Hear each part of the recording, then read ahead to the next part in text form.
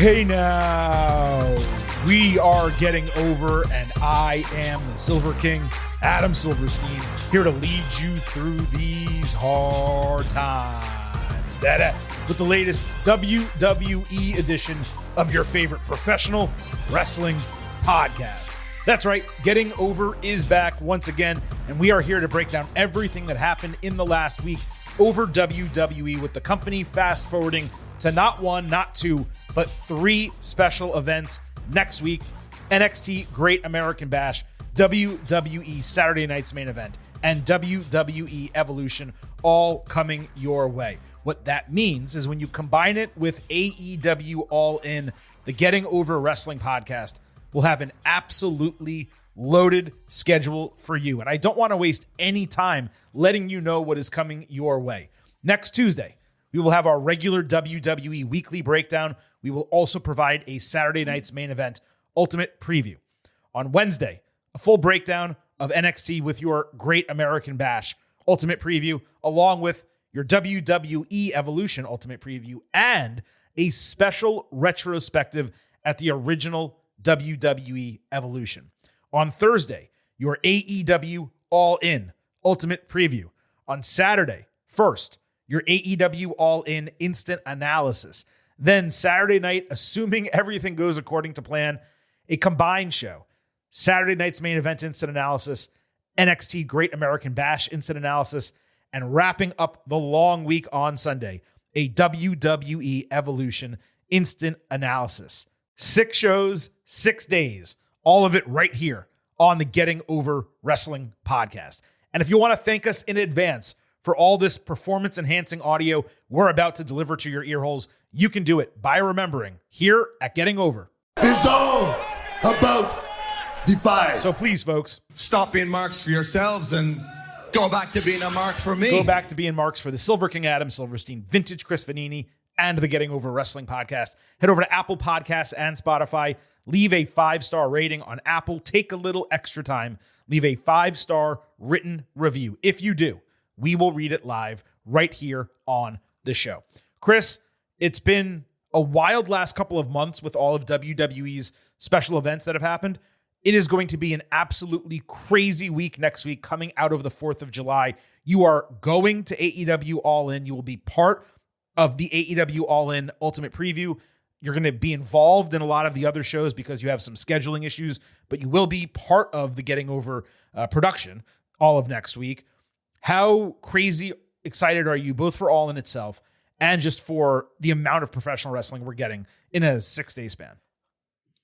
I wish it was happening like 1 week earlier or June or something. It's a lot. I'm looking forward to it. I'm really looking forward to All In and being there.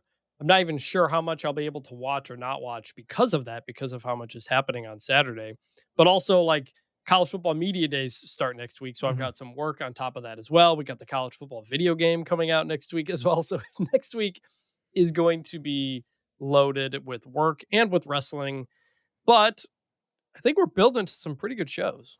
We are, and we have a lot to discuss on today's show just to even get us to next week, and of course the holiday weekend as well. I said all that wrestling in 6 days. I meant 7 because of course there is Monday Night Raw next week as well. So it's just going to be an absolute deluge of wrestling coming out of the holiday weekend. I am excited for it. I'm also excited for this particular episode because we have a ton to discuss. We're going to kick it off with a WWE Night of Champions second look, some WWE news, the main event, the good, the bad, and the ugly, and for the first time in what feels like months, definitely I think since WrestleMania, the return of the last word. All of it on today's show. Before we get to that, I do want to remind you to subscribe to us on YouTube at Getting Overcast. You get full-length audio episodes and full-length video interviews. We have 3 already scheduled for the month of July. Hopefully all of these come through as planned, but we are excited to bring them to you in the coming weeks. Now, Chris, as mentioned, let's kind of kick it off with this WWE Night of Champions second look. Usually we actually spend a significant amount of time going over an event a second time when it comes to WWE. But as far as a match-by-match second look, frankly, I don't have that much. I thought we did a comprehensive breakdown Saturday afternoon in the WWE Night of Champions Instant Analysis. If for some reason you're listening to this episode and you have not heard our full breakdown of Night of Champions, I encourage you to go listen to it in our feed right now. The timing probably helped when it comes to that show because we weren't that rushed to get the episode out. It was still late afternoon or early evening. It wasn't like when we're taping at, midnight, 1 a.m. So I really only had 2 notes on the entirety of the show, but we'll spend the rest of the time answering all of your questions, responding to all of your comments. Those of you who hit us up on social media at Getting Overcast on Twitter, at Getting Over on Blue Sky. If you follow us there, not only can you send in questions and comments for the show, but you get episode drops, news, analysis, highlights, all of that good stuff. And next week, you'll get to vote in 8 different polls around all of these special WWE and AEW events, helping populate our instant analysis episodes. So again, on Twitter at Getting Overcast, on Blue Sky at Getting Over. You can also leave comments on Spotify, and you can email us gettingoverpod@gmail.com. Jay Mace Sr. at J_Mace wrote in. He said, I think it's time to address that Michael Cole has lost not one, but quite a few steps, which, hell, he's been doing it a long time, but still. It's interesting that Jay Mace sent this in to us late Monday night because I was planning to open the show with Cole, this, second look at WWE Night of Champions. Chris, we've roundly praised him the last 3 years for proving that he can be a tremendous wrestling play-by-play man without Vince McMahon in his ear. He's had some of the best moments of his career recently. And for whatever criticisms we throw at Pat McAfee, clearly his presence has re-energized Cole to a notable degree. However, every once in a while, especially since the start of 2025, he's put on some stinker performances. He's misnaming moves, forgetting plot points. He was not himself at WrestleMania. Saturday afternoon during Night of Champions, he completely botched the debut of Hikuleo, messed up a number of other moments during the show. Now, normally I would suggest, well, it's an age thing, because I know that as I'm getting older, I'm getting slower mentally as well. But he's only 56. It's not like he's 73-year-old Jim Ross out there. You know what I mean? Really? Yeah, he's wow. He's I would young. have not guessed that. So yeah, maybe he's become too comfortable in this role. Maybe there's some personal stuff going on and he's not performing at the same level because of it. All of us have things that happen in our real lives where we don't do as well occasionally at work because of it. But I'll just tell you this, the Cole of 2025, it is a major step down from the last 2 years. And it's blatantly obvious on a show-by-show basis, but particularly in major moments where he is not hitting those, phrases to punctuate those types of moments or delivering them with the authority and knowledge that he's usually possessed throughout his career. Well, I remember Cole back in the fall, he was with, I think, Corey Graves when McAfee was off doing college football. Mm-hmm. And I think coming back to McAfee this time around has maybe made Cole a little less focused.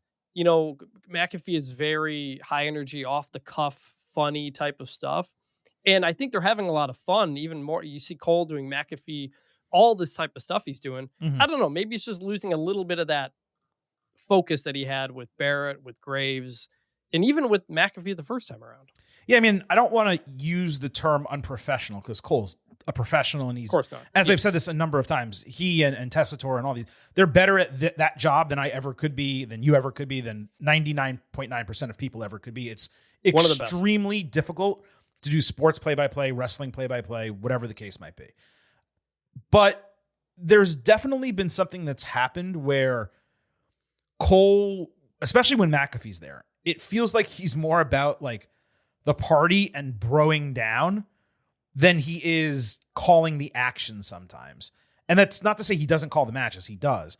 But he loses the focus of when you're zoned in and only doing that, and that's your goal, to get the wrestlers over and get the story over and do all that. And it feels like because that slipped, maybe his preparation has changed, maybe the way he goes about the job is different.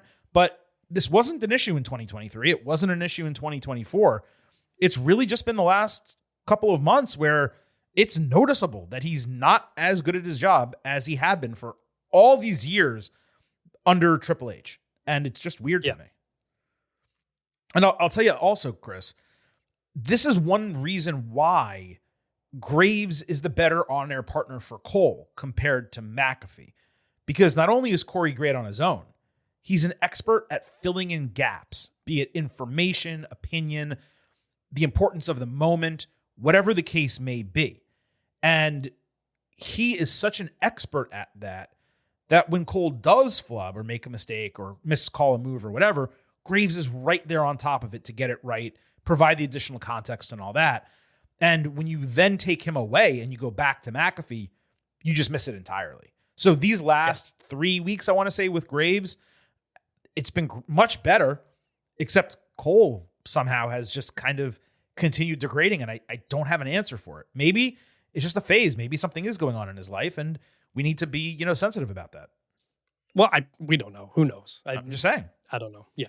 Now, there's shows that I do better than other shows, and there's shows where I rarely make mistakes on, but occasionally do. And there's others where I'm perfect. Yeah. And, I mean, maybe he's got 15 dogs in his house right now like I do, and it impacts your broadcast ability. Oh, if people knew the number of pauses we've had to do in our recordings because of those dogs, they would have a good time with that.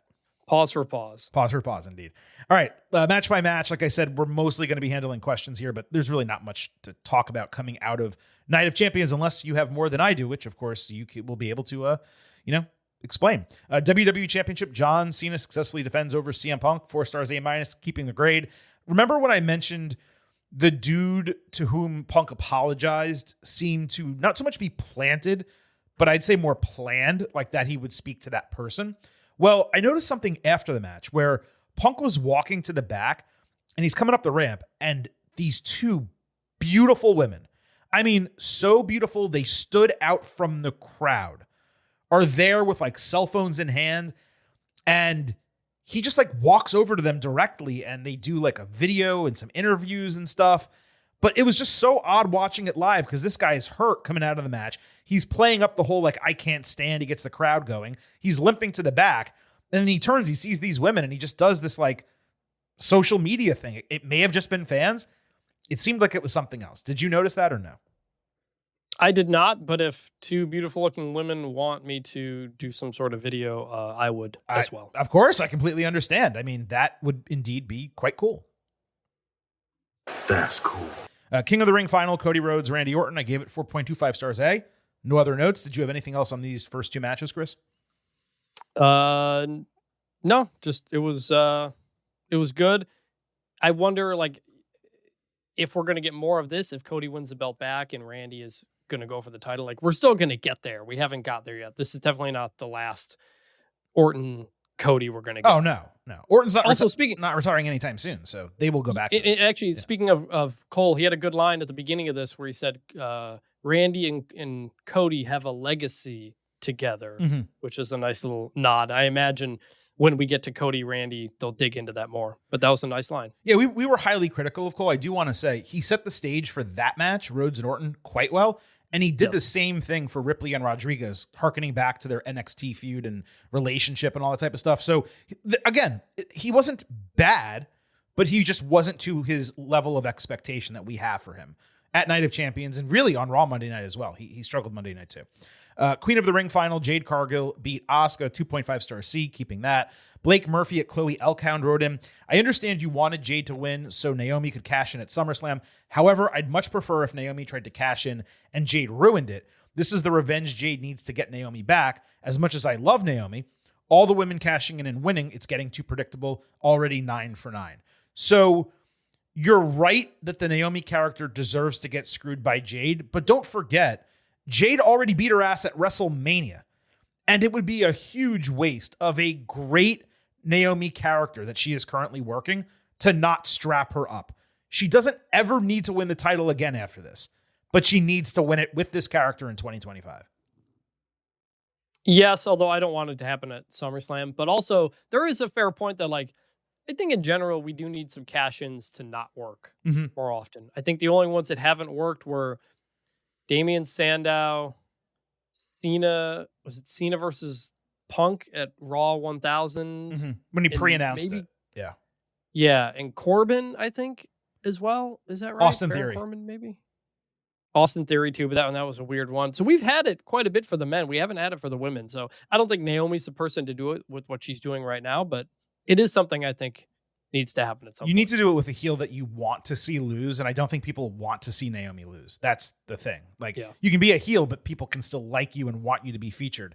She's not the right person to do it. You know, I would say that Corbin and some of those other ones that you mentioned, people may or may not have wanted to see them lose, but they were definitely indifferent. And that's why you don't give them the briefcase in the first place. By the way, Otis also unsuccessfully, I mean, he never cashed it in, but he won the briefcase and never even got to use it, which I maintain to this day was the worst booking decision ever to have him win money. Not ever, but one of the worst booking decisions during that entire pandemic era was having Otis win Money in the Bank. It was so stupid. That might have been the first argument we had on this podcast. It was definitely the first major argument we had because you liked it, and I couldn't stand that you liked it. It bothered me. Rhea Ripley, Raquel Rodriguez in a street fight, 4 stars, A-. Nothing else to add. United States Championship, Jacob Fatu, Solo Sikoa, 3.25 stars, B. Nothing to add or change. Chris, anything on those two matches? Nope. Sami Zayn, Karrion Kross, 3 stars, B-. Kross in the ring, he's really a throwback wrestler in many ways. He's someone... He would have thrived in the 90s and the early 2000s. In 2025, he's just boring when it comes to bell to bell. Whether the character can carry him beyond that and whether he gets opportunities in front of live crowds rather than hidden backstage, and again, Monday Night on Raw, he was hidden backstage, that remains to be seen. I'm happy for him that he's over, but the in-ring, I understand why they're reducing the exposure. Well, that was the whole thing when he was in NXT too, is that people didn't like him because they didn't think he was a good wrestler. So yeah, but you need different styles, and you just got to play to different people's strengths. Martin McDonald at Martin Mac 1 wrote in, he said, the Saudi crowd doesn't get subtext, and we ruined 2 generational matches by having them there. And with the Royal Rumble being held in Saudi Arabia, it will only get worse. They will demand WrestleMania quality matches forever as WWE accepts this money. Depressing and makes you want to watch AEW. So it's absolutely annoying the way the show was booked and the matches that were put on Night of Champions. But the crowd was exceptional for those matches. It was all in from bell to bell on both of them. And not just surface level either. The problem with the Saudi crowds are that they struggle once you get past the main event men and other really popular superstars. They were terrible for both women's matches, despite popping for Rhea Ripley and Asuka when they made their entrances. And that is going to be awful for the Women's Royal Rumble in particular, not to mention 30 women in bodysuits, and hopefully they figure out a way where all of them are not wearing black.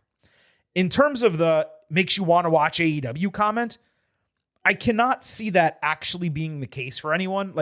AEW has its positives and negatives regardless of anything WWE does. I'm not going to watch Keeping Up with the Kardashians because I don't like the way Jersey Shore is going. That to me doesn't track, where I'm just going to flip over to this product that may not have what I like because WWE works with Saudi Arabia. We can dislike the agreement and the booking and the matches they put over there and so on and so forth, but also simultaneously realize that that's one of 12 or these days, 18 special events that they're putting on per year, in some years too, So that's, Chris, the way I look at it. Yeah, look, as we always say, the fans are not the government. I thought the crowd was really good, especially in the big moments. And that's what it's for. Now, when they talk about it being a sellout on the broadcast, that's extremely misleading. It is. Because the government is buying up all the tickets. But no, the crowd's good. There are certain things, certain callbacks, certain things Punk said in the Punk life that I think an American crowd would have popped a bit more for. Yeah, I think the go home certainly would have landed a lot better in front of an American crowd, no question. But the show itself, the reaction to those matches, I mean, there's American crowds that would do worse in those situations for the men. But the women's matches, the way they respond to the women's wrestling to me is extremely annoying, but it's also completely representative of the way women are seen in their society, where it's, they're not supposed to be on the level of men over there. And that's the way they treat them in the ring, despite the fact that they cheer for them coming out, which doesn't really connect to me. If you're such a big Rhea Ripley fan that you're going to go nuts when her music hits and when she comes down, then why aren't you going crazy for her in the ring during her match? That just doesn't track to me. I don't know enough about the culture to speak to that. Yeah, but I think it is a cultural thing. That's my guess, but I agree that I don't know enough about it to speak to it with any legitimate authority. But one other thing I wanted to say about the show, I like the set. The giant wall with kind of the grid and stuff like that. it was a new looking set, a little bit different, bigger because it's a big soccer stadium, but I like the look of it too. It was legitimately a WrestleMania style set. Like that was way better than WrestleMania 35, which was just one huge ass screen. You'll remember. Yes. If that was the set for WrestleMania 35, there would have been no complaints from the Silver King. I promise you.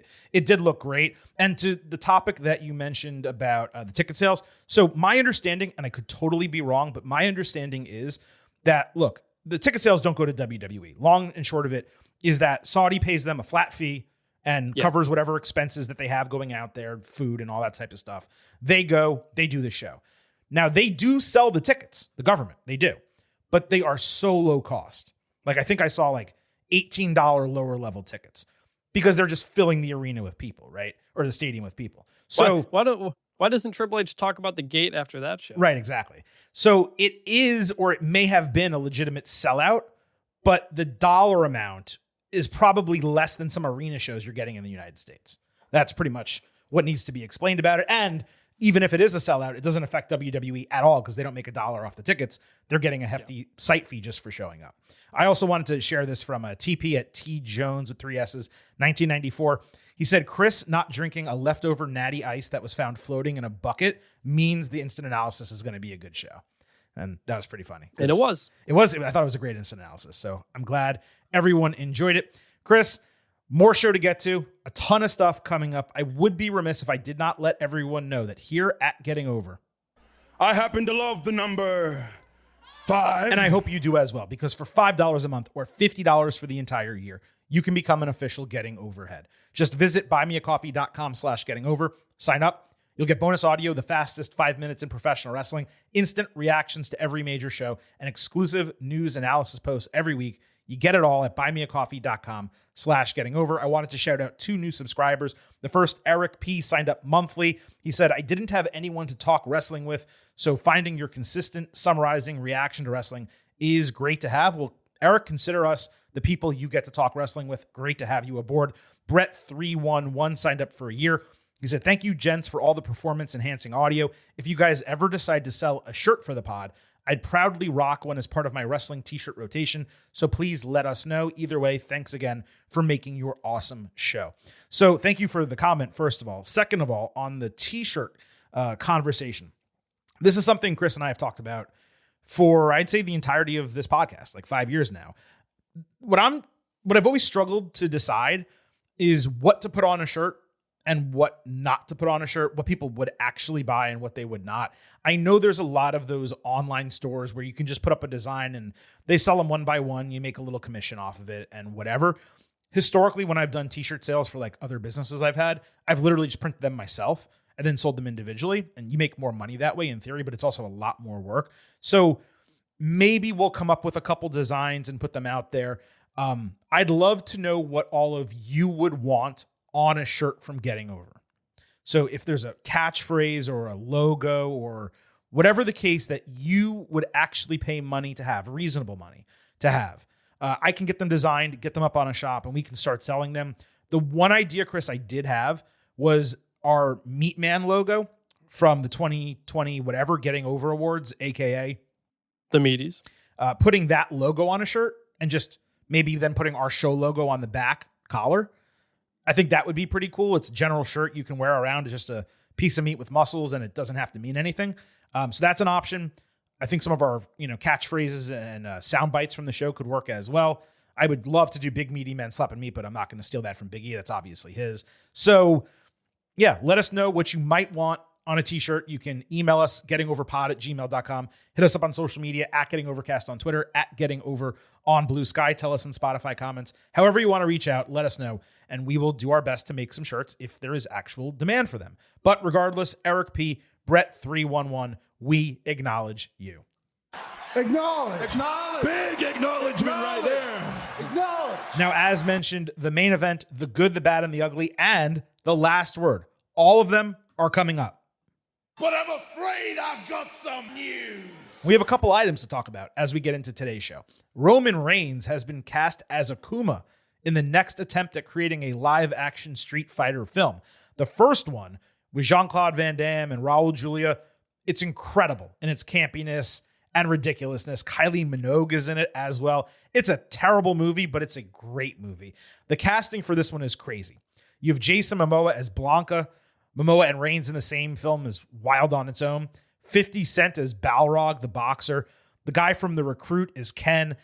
I'll be 100% seated for this either way. This was my favorite video game by a mile when I was younger. Street Fighter 2, the turbo version especially, tournament edition, championship edition. I could not be defeated. I digress. The key here is that filming for Street Fighter begins in late August, likely 4 weeks after SummerSlam. Yet we're just 1 month away from SummerSlam, and Reigns has not returned to television. Seth Rollins is fighting a war on multiple fronts. I don't know for sure. If I had to guess at this point, Chris, I wonder if Reigns misses SummerSlam entirely and circles back to WWE in the fall like he did last year. Possibly. I think we talked about it on the instant analysis, but like maybe he makes an appearance or a run-in, but you don't really, if he's in the movie, you don't want him doing stuff that could get him injured right before you're filming. So probably going to have an impact. I wasn't much of a Street Fighter kid growing up. I was more Mortal Kombat and even some Killer Instinct. One of those. I got to imagine, though, that Kenny Omega must be pretty upset he's not in this movie. So Kenny Omega actually dressed as Akuma one time. It was in a match with the Young Bucks. I forget who they were from Street Fighter, but he literally dressed as this character. But he's a big Street Fighter fan. Xavier Woods is a big Street Fighter fan as well. And yeah, you got to imagine. Now, granted, Roman Reigns has the star power and look that both of them do not, differently. But yeah, man, I got to tell you, there was a character in Street Fighter. I think it was Street Fighter 3 when it was introduced. The character was DJ, Deejay. And I had a parakeet that I actually named after him, but he's a Jamaican dude.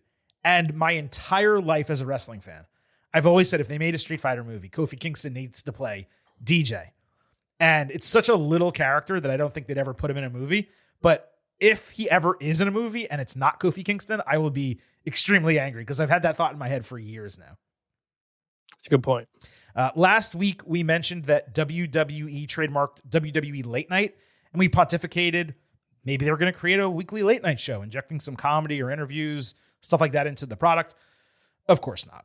It's the new name for the roast bullshit hosted by that really unfunny comedian. The next one's going to be held night one after SummerSlam. There is no world, Chris, in which I could imagine handing over money to attend one of these events. But if you're listening and you do, more power to you. It's crazy that they're doing it again, though, after the reaction to the last one. I cannot imagine it's going to go over well. It just seems like it's another unforced error waiting to happen. Yeah, I am kind of funny. Surprised they're doing it again after kind of the reaction to the first one. But I mean, based on the little videos we saw, I'm guessing it sold well. And so they probably figure, do it again. If they can make money, why not make money? That's the goal of TKO in 2025 and really historically. WWE also trademarked the Oracle, which is seemingly Paul Heyman's new moniker since he's no longer an advocate or a wise man. I still think of the woman from The Matrix, though, when I hear the Oracle. And more important is naming this effing faction. We'll talk more about that in a little bit. But you're calling him the Oracle, right? They said it on TV last week. And then you go another week and you don't say it again. So I don't understand exactly what they're doing. Maybe they said it on screen and then like, oh my God, we got to trademark this just in case. Maybe it went the opposite way.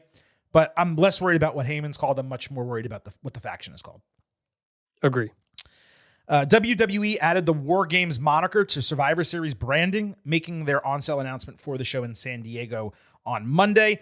I'm again disappointed, Chris. I get it. The show inside a baseball stadium, you want to sell as many tickets as possible, as early as possible. But Paul Levesque has done with War Games what he said he actively would not do with Hell in a Cell and other stipulation matches. He's made it part of the calendar. And therefore, it's a given every year where feuds fit the stipulation rather than the stipulation fitting a feud. It felt forced last year, especially on the women's side. So that's disappointing, even if the match type ultimately works. I just hate using both of them. Just do one or the other. We don't even do Survivor Series matches anymore. Just call it War Games. Just put Survivor Series out of its misery. I don't know. I like it being Survivor Series. I just wish they would do an actual Survivor Series match as part of the show. Why did we completely get away from it? No one ever said that they wanted the Survivor Series matches to go away. They said we don't need 4 of them on one of those shows, and we don't need champion versus champion otherwise. So do your War Games, but also do a Survivor Series. And what I would do, and I think that we said this last November, coming out of Survivor Series War Games, we probably said it going in and coming out. You don't need 2 of them on the show. Alternate between men and women based on whatever storyline deserves War Games, and have the other one be a traditional Survivor Series match. Or if you have to do both War Games, then do one Raw versus SmackDown match. Make it Pierce against Aldis and put something on the line, like the number 30 spot in the Royal Rumble or whatever the case. Yes, agree. Should be something on the line. Just not a World Heavyweight Championship spot. Yeah, right. As long as it's not that. There's been a rash of injuries that have hit WWE over the last few weeks. And really, if you want to extend it out a couple months, dating back to WrestleMania, Liv Morgan is out. The Dominic Mysterio injury that we kind of were wishy-washy about last week. We weren't sure if it was just like a reason to get out of Saudi Arabia or if it was real. Apparently it's real, but he's going to be back sooner than later. Chad Gable is having surgery on his shoulder. A source said that El Grande Americano somehow had a similar injury, which is really unfortunate. Noam Dar just came back, won the Heritage Cup, got injured immediately without even defending it. Rey Mysterio is obviously still out. Kevin Owens, we know he's out with the neck injury, hasn't even had surgery yet. Otis is out with an injury as well. It's like one after another right now. And I can guarantee you, plans have changed significantly because of this. No one more important to that than Liv. And we talked about that a couple weeks ago.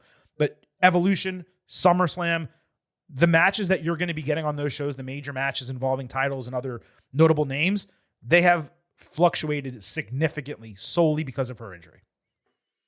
Well, it's a credit to the depth of the roster that, like, week to week, I'm not feeling like, oh, we're running out of stuff to do, or we're scraping the bottom of the barrel here. So it's a credit to both the creative and the depth of the roster that they've been able to manage all of that. But yeah, all the injuries suck. Hope everybody comes back. Especially Liv's gone through a few of these. Kevin Owens is obviously later in his career. Those are kind of the big stars. So hopefully everybody heals up okay. Yeah, and that's, again, with Roman Reigns not in action and other notable names not necessarily on TV Weekly because they're not fully involved in a story. So, yeah, it's been really crazy the way this has gone. And to your point, it speaks to the depth of the roster and also why it's necessary to have that kind of depth. WWE, going into the pandemic, we hated the fact that they released, 80 people, like during a worldwide pandemic. That was terrible, right? But what it showed at that time was that's how many extra people they had on the roster.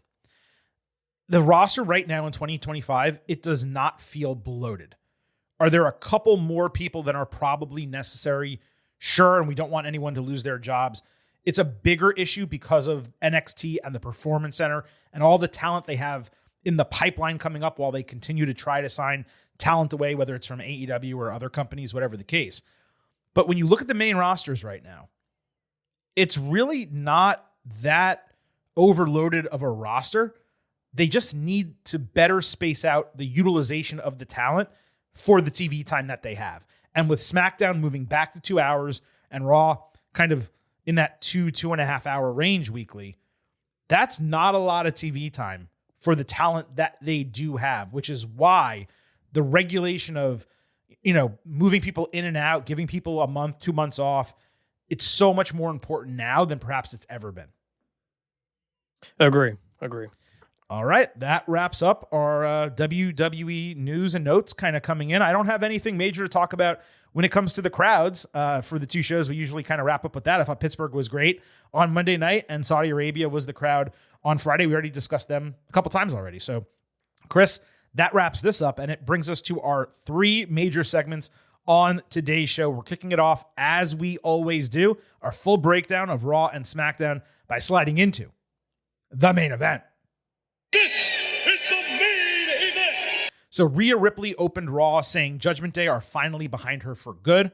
I'll believe that when I see it. As she wondered what's next, IYO SKY interrupted and got chance before she spoke. Crazy over still. She said Ripley's not on top, she's on top. And Adam Pearce allowed her to choose her challenger for Evolution. Rhea promised to stop at nothing to win the title. Not once, not twice, but 3 different times, saying whatever happens on Evolution is because IYO wanted it. This is simultaneously the right match to make. The top two women in the company, hopefully main eventing an all-women's premium live event. It's also incredibly frustrating for myriad reasons. Most notably, Ripley getting her third title opportunity since dropping the championship. IYO has not defended the title in a match that did not involve Rhea since she won the strap in March. Now, it's possible that IYO dealt with a minor injury of some kind we didn't know about, but she hasn't even wrestled at all in 50 days. She hasn't defended the title since WrestleMania, and most weeks, she either hasn't been on TV or she's only appeared in backstage segments. 48-year-old John Cena, meanwhile, has wrestled 3 times in that span.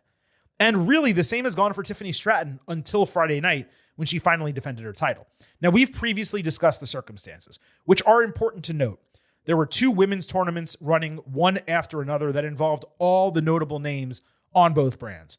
But Stratton, she's had 2 title defenses since Mania, and IYO was at the peak of her star power coming out of that show. It has been completely wasted. So again, unless there was an injury, IYO not even having a TV-only feud over the last couple of months is ridiculous. Now you're going to put her back in a title match with Ripley and try to pull the wool over our eyes by not making it seem like it's Mommy in the Bank again. Rhea getting title matches whenever she wants. Because in kayfabe, it's IYO this time who decided on the opportunity. And you have Ripley pointing that out 3 times in 60 seconds to hammer home to us that we shouldn't be mad about the booking because it's IYO who wants the match, not Rhea. It's insulting our intelligence as viewers, as far as I'm concerned. Let's not get this twisted. Ripley lost Money in the Bank. She lost Queen of the Ring. And she's still getting a title opportunity. If IYO beats Rhea and retains the title, I'll be perfectly fine with it because it's a big match on a big show. But that's an I'll believe it when I see it scenario at this juncture. I'm incredibly pessimistic, Chris, and I'm going into this worried that what could have been an incredible title reign for IYO will instead be her basically having served as a babysitter for the championship for 4 months. I hope I'm wrong. Well, yes, the biggest problem is just there's no story to this. And I kind of wonder if WWE's in a spot, especially with the women, where there's just so many titles that they kind of have to rotate which ones get time.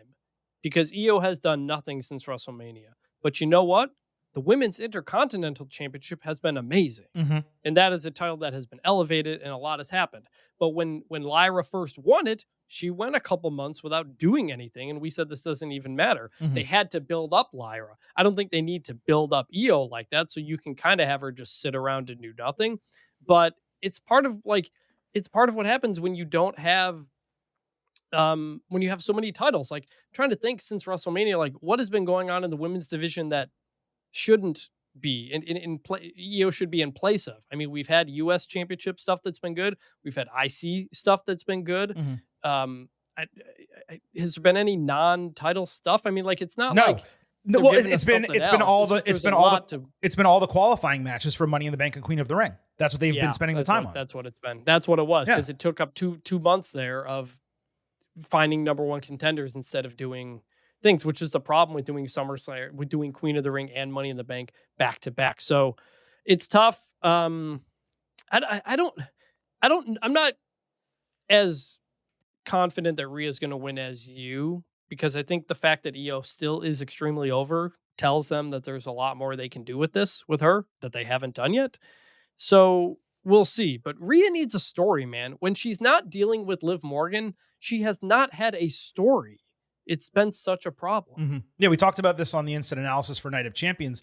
She needs to be more than mommy's always on top, dominant woman who looks great and, goes out there. She and this is something that Proud Aussie at Matt Levy 74 kind of wrote in. So I'll circle back to, actually, let me just read his question now and we'll talk about it.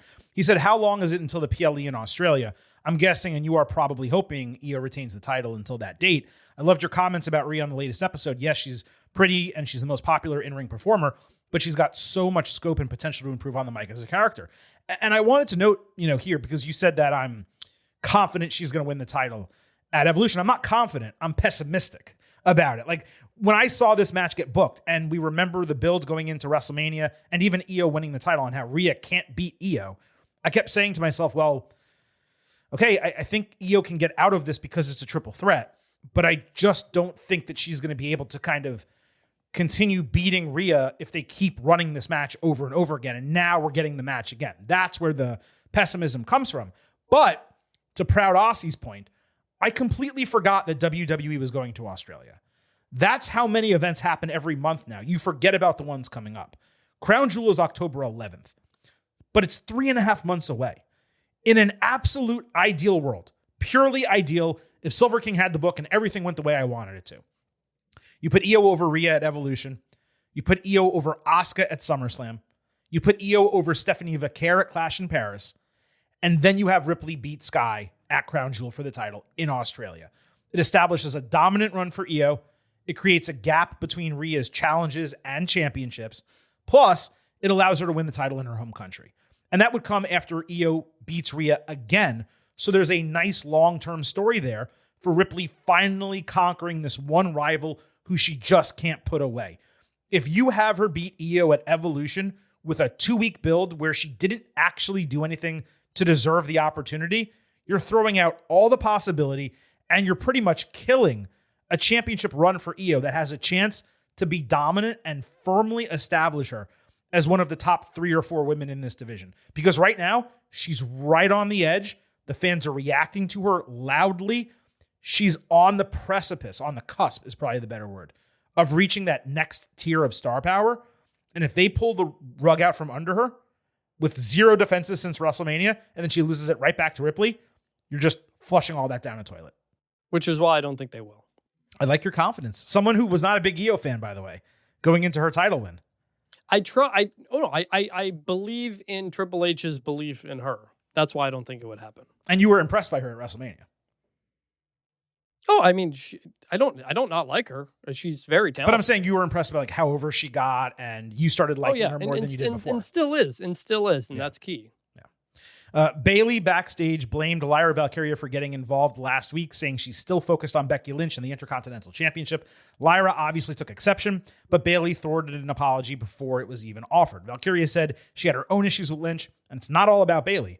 She wasn't out there to screw her. Pierce got between their screaming match. He set a number 1 contendership for later in the show. I loved this segment. There was so much energy and passion, and more important, logic. Both were entirely in the right. Their selfishness was overcoming common sense in both cases.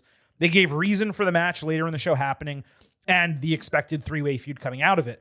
Lyra being able to stand up for herself that strongly against another legend, it's one thing for her to do it against Becky, who she now hates.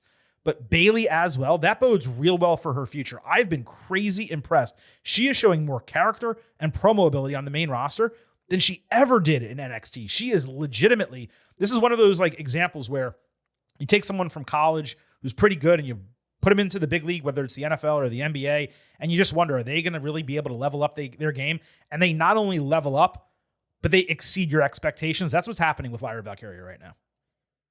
Well, yeah, I mean, it was about a month ago when I said, like, Lyra's got it. Like, she's figured it all out. And that was when she was doing promos with Becky back and forth. She just talks with a confidence that you need for someone who's going to be at that level. Way too, especially the women, so many of them talk in sarcasm that we say all the time, or passive aggressiveness.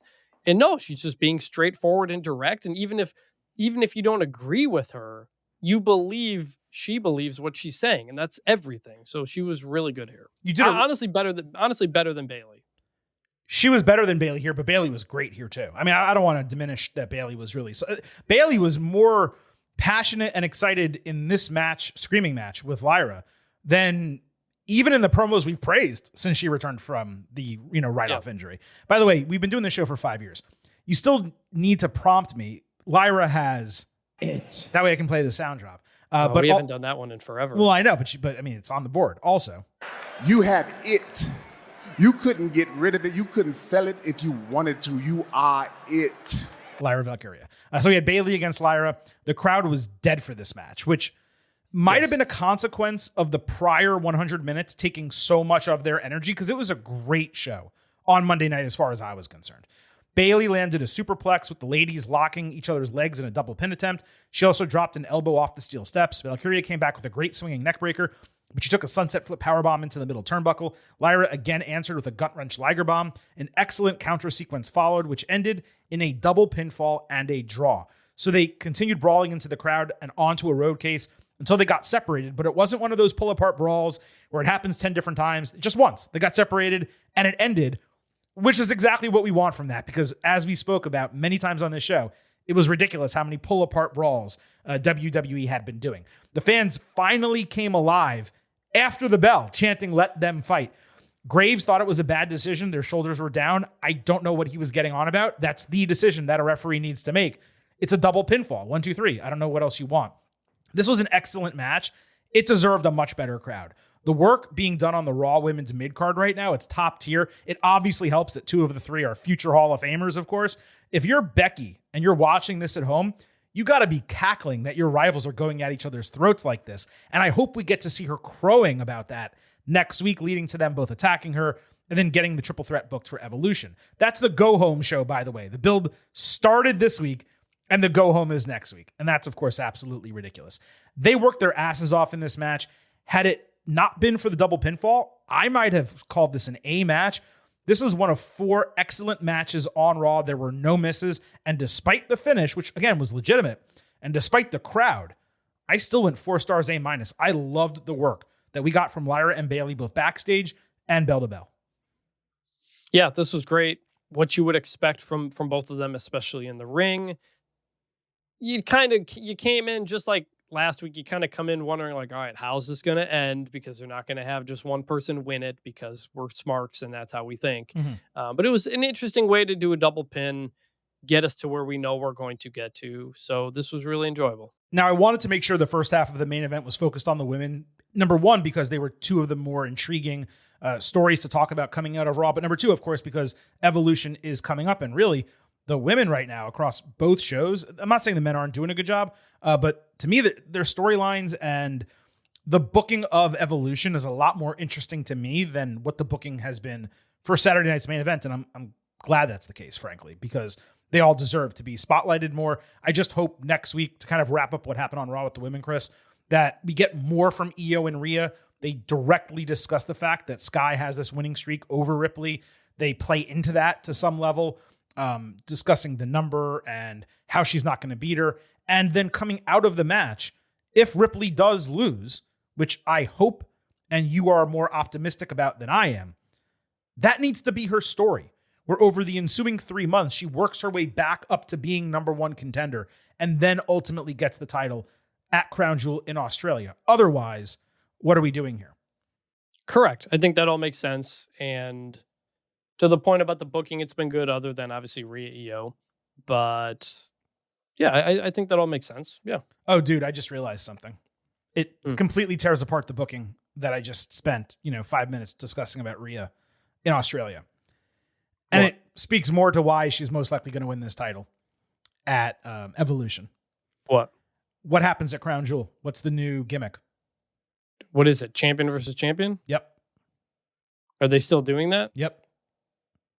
So we can't get IYO SKY against a non-title holding Rhea Ripley. Yeah, I guess. What a stupid gimmick. Yeah. So they're just going to put the title right back on. They're going to put the title right back on Ripley, man. Yeah, maybe. You might be right. Shit. It's such a bad decision. What? Ripley versus Tiffany or Ripley versus Naomi or Jade Cargo by then, or maybe. Jade. It'd be Ripley versus Jade. That might be what they do. I would say Naomi. Because if you have Naomi cash in during if you SummerSlam. Ever cash in. I mean, you might not, though. I mean, you're just assuming she's going to. I don't think it's a guarantee. I'm completely assuming that, yeah. But so Jade or Naomi would Unless you think Jade Rhea is a WrestleMania match, which you might. I do not think Jade and Rhea is a WrestleMania match. Rhea and Bianca Belair is a WrestleMania match. It's a WrestleMania main event. They both can be. Yeah, I didn't say main event. Yeah, just fair. A WrestleMania match. Fair, yeah. Rhea and Jade could be a WrestleMania match. Rhea and Bianca is a WrestleMania main event. That's the differential between the two. But yeah, man, I feel so much worse remembering that. Ripley's going to win either at Evolution or maybe they can figure out a way where IYO wins at Evolution and then they rematch at SummerSlam. But why Rhea would deserve a rematch after losing, 3 weeks earlier, I can't even imagine. Yeah, Okay, I feel way worse about this now. Yeah, I had a little bit of hope from Proud Aussie's DM thinking about that match happening in Australia, and now I feel way worse about it coming out of it. What a stupid gimmick for a show. It's really stupid, and man, if this, I can't stress this enough.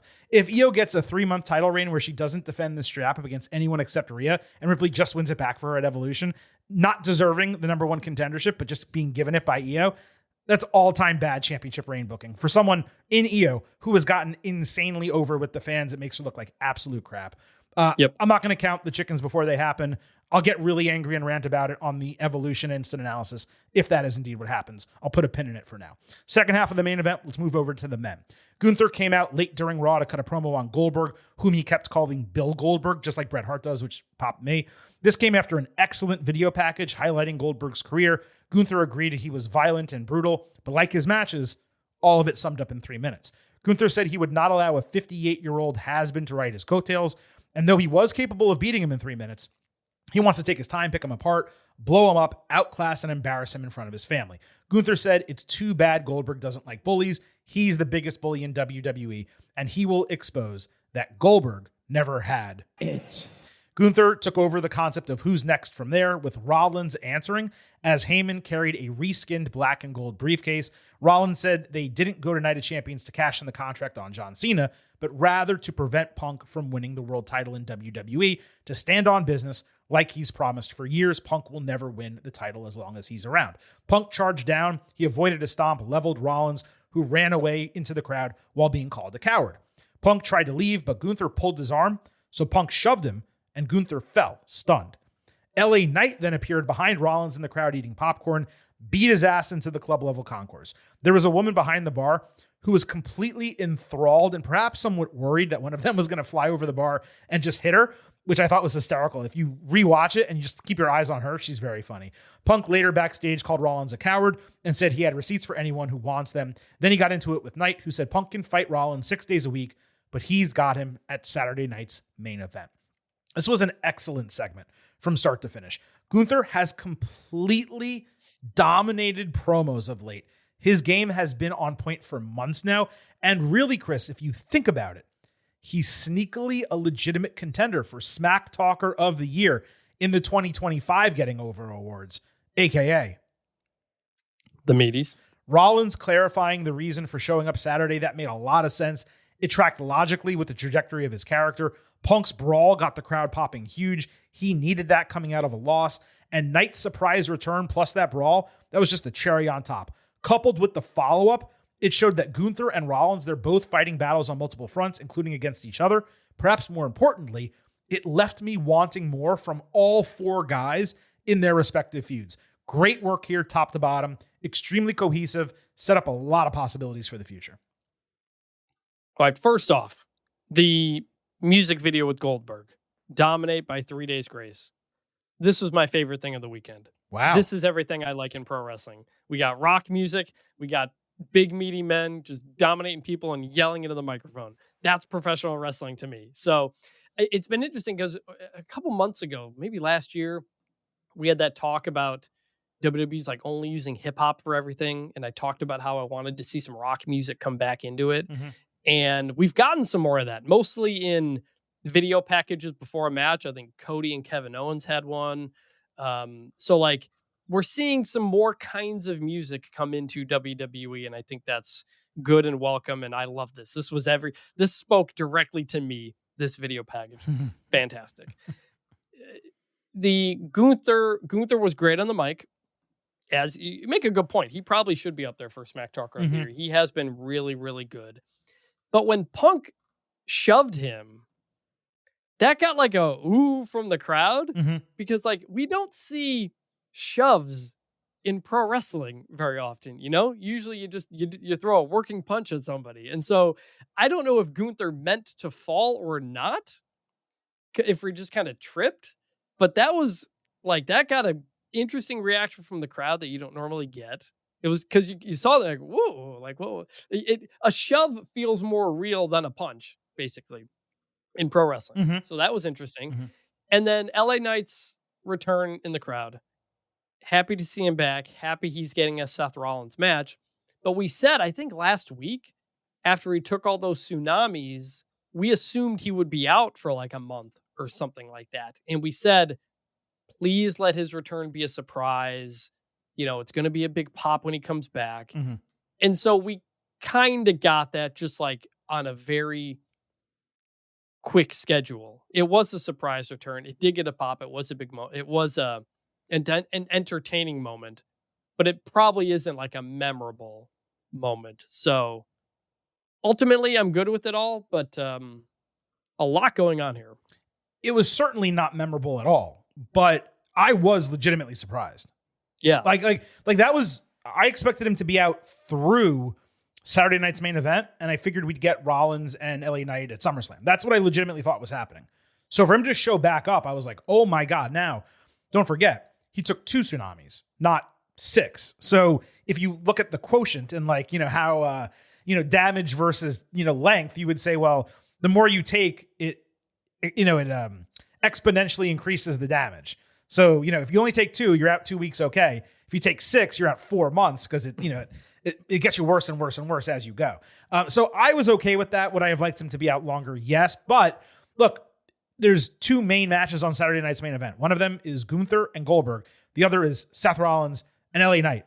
That's a big ass featured spot for Knight. I know it's people, hey, it's not a premium live event. Okay, fair. It's broadcast television on NBC. What the top 3 guy in the company, Rollins, against a guy that you all love. That's a big match. No 2 ways about it.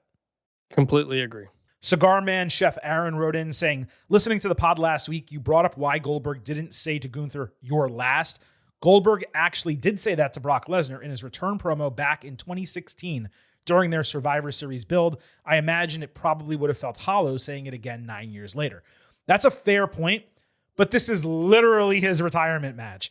And clearly, because I didn't, not everyone completely remembers that from 9 years ago, but maybe that's the reason they didn't do it. I'm glad he said it at least once, but this was the time to say it, Chris. I didn't know he said that either, but I agree. If it's the last match for real this time, it's time to do it. Yeah, at least do it on the go home. So hopefully we get it next week. Sami Zayn and Penta were scheduled to fight Braun Breaker and Bronson Reed. This was booked for the show immediately after Night of Champions. Zayn was about to be interviewed backstage when Karrion Kross ran him down from behind and beat the ever-loving shit out of him using a steel pipe. He popped me when he left the scene with security pushing him out. He threw up peace signs like he was Richard Nixon.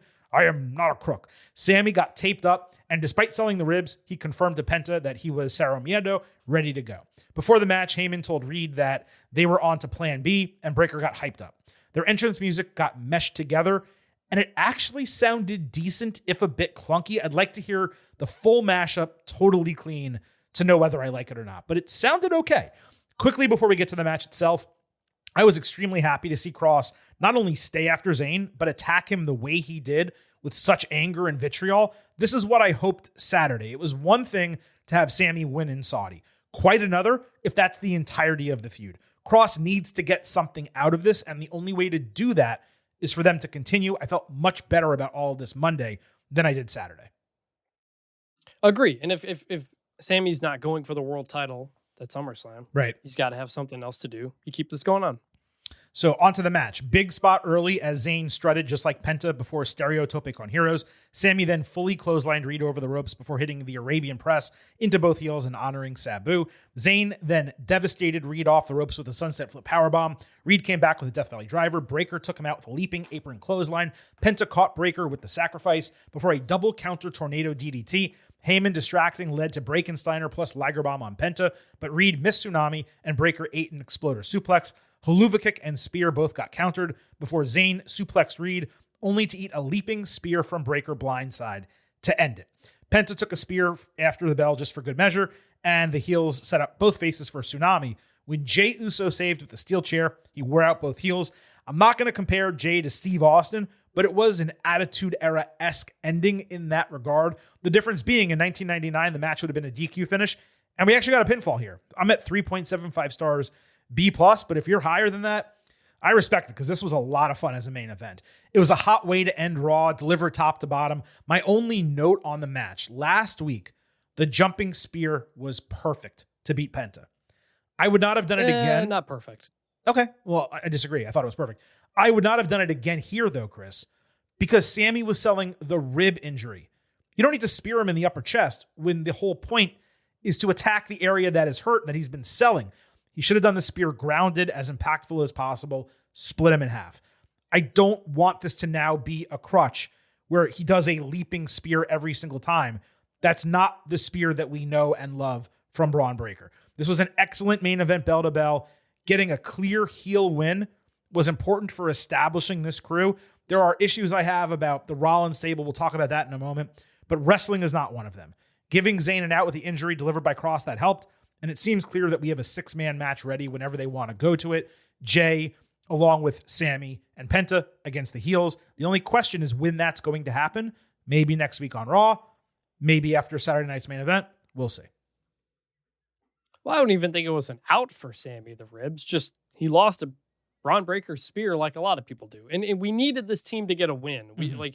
We talked last week about Bronson and Braun Breaker. Are they kind of losing some steam by being lackeys instead of kind of their own dominant thing? I want these guys to be tag team champions. We'll get to the tag team champions at some point.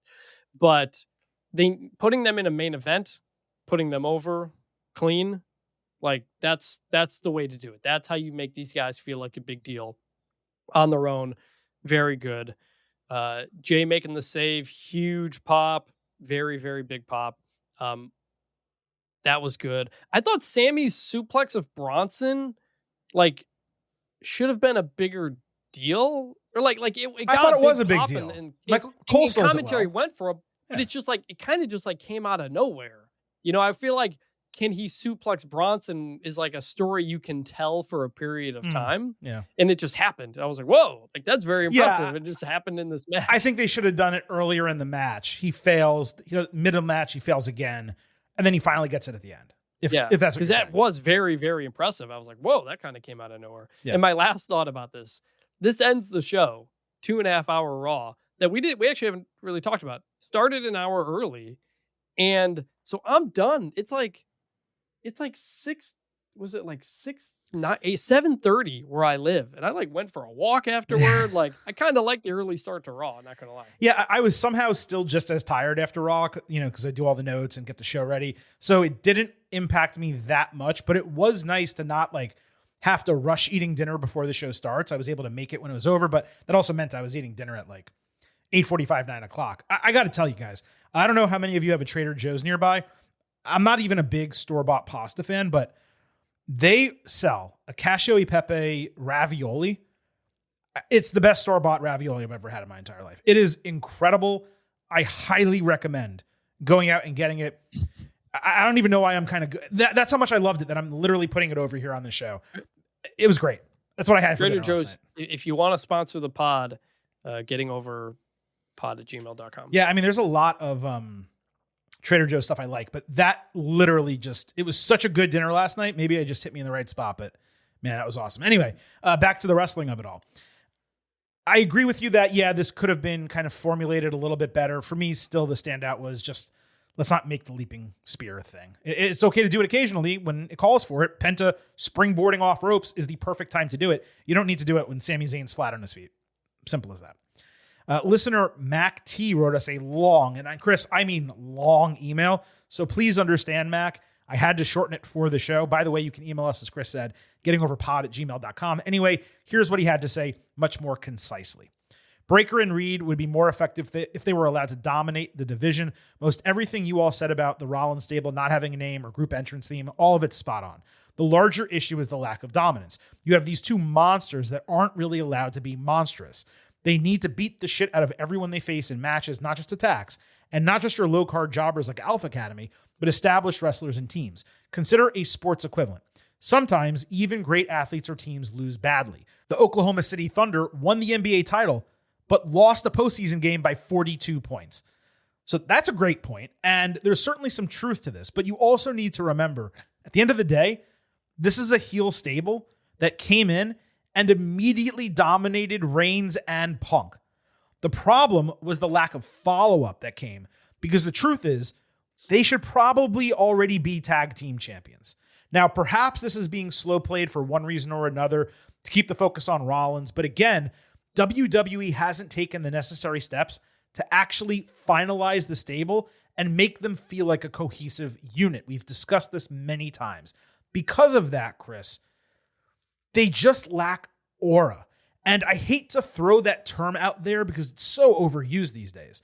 But the formation, the attack after WrestleMania, the addition of Reed, all amazing, all impactful surprises.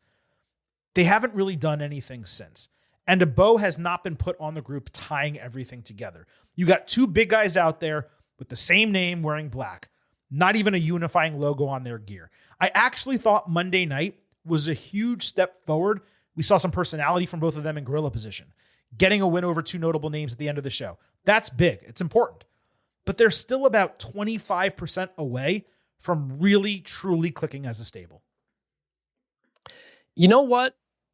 I think as we talk about this, I think one of my biggest problems is they don't feel like a team.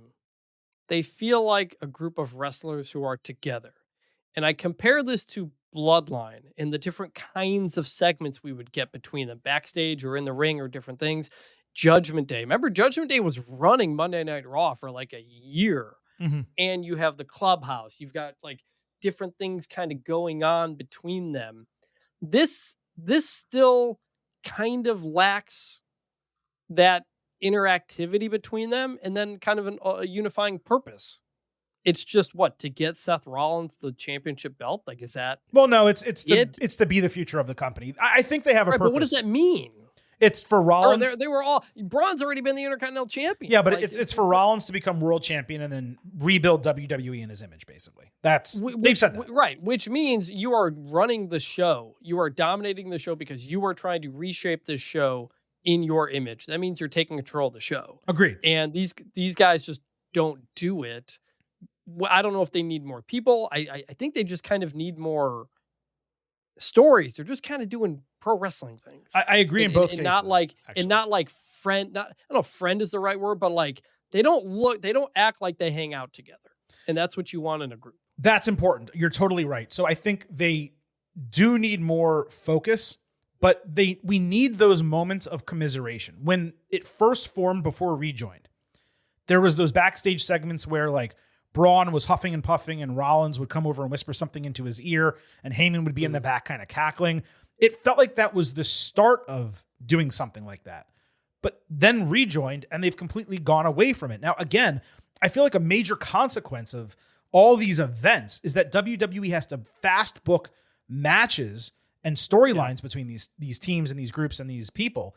And because of that, there's no downtime.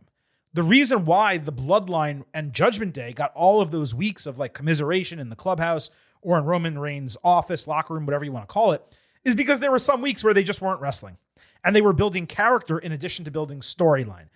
Right now, it seems like on Raw, they don't have time to do that. That's a major problem. Yeah. And again, it's a consequence of having so many events in such a short turn. I would not be surprised if once we get out of SummerSlam through the end of the year, where there's only like, I want to say 2 other premium live events for the main roster between SummerSlam and the end of the year. I could be wrong. You can fact check me on that. Or maybe only 2 announced. Maybe they add one in December or something. But I think at that time, there's then going to be the possibility for this type of stuff to grow, but we shouldn't have to wait. I mean, SummerSlam is a month away still. And there's another event at the end of August, the Clash in Paris. So my hope is that WWE understands this. And you made a great point. Like, they need to have their own area backstage. And Braun and Bronson, they need to interact with one another more, just like they did before the main event on Monday, and develop their personalities and their relationship. What does each of them want? Is it aligned or is it not aligned? Does Heyman need to come in and kind of separate them a lot? Or is he able to unify them? Where does Rollins stand? Is he closer with Breaker than he is with Reed? Is Reed trying to win his affection more? Like, those are all elements that made the Bloodline and Judgment Day so interesting. Judgment Day different because they, quote unquote, didn't have a leader. Bloodline, obviously, there was a de facto leader like there is with Rollins. So I truly hope that they lean onto that and do more of it, because what you just said is so factual, Chris. They haven't taken that next step where they feel like they're actually pieces to the same puzzle. They feel like they're pieces scattered on a table that just happen to be near each other. It feels like they work under Paul Heyman, whereas in the Bloodline, it felt like Heyman was only kind of behind in the shadows. I think that might be right. Also, Heyman feels like more of Rollins' equal than his underling, which he should be his underling. Yeah. 3 events post SummerSlam: Clash in Paris, which you just mentioned, August 31st. Crown Jewel, October 11th. So a month and a half. Series. Yeah.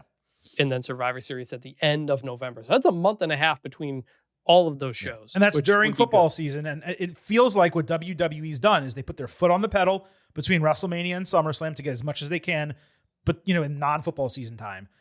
And then I don't want to say pack it in, but they take their foot off the gas during the fall, which is smart. It really is. But I bet you by the time we get out of the fall, I could be wrong, but by the time we get out of the fall, I wouldn't be surprised if we're like, this is what we want more of, because there's more storytelling and character work and all that type of stuff. All right. That was the main event. Covered a lot already. Plenty more to discuss coming out of Raw and SmackDown. And Chris, we're going to do it by moving into the good, the bad, and the ugly. Hey, yo. Survey says one more for the good guy. Say hello to the back. Don't sing it. Bring it. WWE Women's Championship, Tiffany Stratton defending against Nia Jax in a dreaded last woman standing match. Jax attacked at the bell, immediately ripped off a turnbuckle pad. Real inventive spot early where Nia lifted the steel steps into Tiffy just as she jumped at her. That before a Samoan drop into the announce table. Nia later dropped Tiffy into that exposed turnbuckle, placed her on a table doing a swan dive off the apron, shattering it. Maybe my favorite spot of the entire week. I'm not even joking. Nia just had her feet on the apron and just fell forward, arms out, and I just laughed. I couldn't help but laugh at it. No Slim Jim logos on the table, by the way. Stratton got up at a 9.5 from that. Tiffy's comeback happened picture in picture as she ran Nia into the top of the stage. Jax quickly got up on her again with a regular Annihilator and a second one onto a steel chair. Nia set up for an avalanche Samoan drop through a table, but Tiffy slid off her back for a powerbomb through it for a double 9 count. Naomi ran down with a briefcase at this point. Tiffy stole the briefcase, nailed both women with it, threw Nia into Naomi, then hit prettiest moonsault ever onto their stacked bodies, another 9 count. Tiffy ultimately used the briefcase to drill Nia in the head while she was on the apron, and she fell off the apron through 2 tables ringside for the 10 count, and Stratton retaining the title. The booking of this match was shocking to me. Stratton got her ass kicked for 90% of it until squeaking out a win at the end. For someone who was almost certainly about to drop her strap, you'd think they'd have booked her a lot stronger against Nia, who does not need to be protected. Beyond that, the standing stipulation, we talk about it all the time, Chris. It flatly sucks. But Stratton now has 2 successful defenses over Jax, except neither of them was a clean pinfall. Would have been so much more effective if she had gotten one. The work was strong here. The match over-delivered, all things considered. The crowd was terrible for women's matches on Friday, just like they were Saturday. And this was no exception, despite multiple big spots and a couple really cool ones. It went a bit too long. The cash-in was not for me at all. Naomi looked like an idiot. Overall, it was good. It was unremarkable at the same time. And it paled in comparison to what should have been their blow-off match, which you'll remember was great, and we praised it up and down. It was good, but please be done with this. Yes, like you said, it was solid. It was good enough. It wasn't as good as the previous one. The most memorable stuff is, like you said, Nia just falling through the table onto Tiffany, and the table just shattering. Like, you don't see a wrestling table break that way. And so that was pretty good. The result we expected. Good stuff. No Slim Jim logos in Saudi Arabia. Just please, no more Tiffany and Nia anymore, at least for a very long time. I actually think they have pretty good chemistry together, but like, there's so many other people Tiffany should be wrestling. She's not. She's stuck in this cycle of the same couple of people. Yeah, just like IYO with Rhea. It's the same thing on both brands. I am done with Tiffy as champion, by the way. Like, I'm glad she has the title, got the opportunity, got put over. It screams to me just like Rhea's first run, where like they strapped her up because they felt like they should, but she wasn't ready for it, and they didn't do well with her. I don't buy her as a babyface at all. I think she's a terrible face. Right, that's a problem. Yeah. Turn her heel. She's going to be a great heel. Yeah. She is a great heel. She's a terrible face. I'm ready for her to drop it. Move her down to the U.S. title. Julia's there. There's other major women that can go after that strap. And let's kind of give it a year before we elevate Stratton again into a world championship picture. And if we do, to what you just said, she needs to be a heel. AJ Styles confronted Dominic Mysterio backstage, so he pulled out a doctor's note saying he had a setback and is still not cleared. He also said Pierce added a stipulation that Styles touching Mysterio would prevent him from ever getting a title shot. Styles put on reading glasses to read the note, which actually made me do a light cackle. He called Dom a punk ass, and he promised to beat his ass. Dom shot back as he was walking away. MC Hammer can't touch this. Good chicken shit heel work from Mysterio. He was solid. Styles was really corny, but I'm pretty sure that was the entire point. The end result was zero change in status, so I'm not exactly sure like why they keep telling us this. Like Styles, he needs to be involved in another interim feud so he remains interesting as a challenger. Just because Dom is on ice doesn't mean AJ should be. He should be wrestling and staying fit and getting crowd momentum behind him. That way when the match does happen and Dom is cleared, people still care.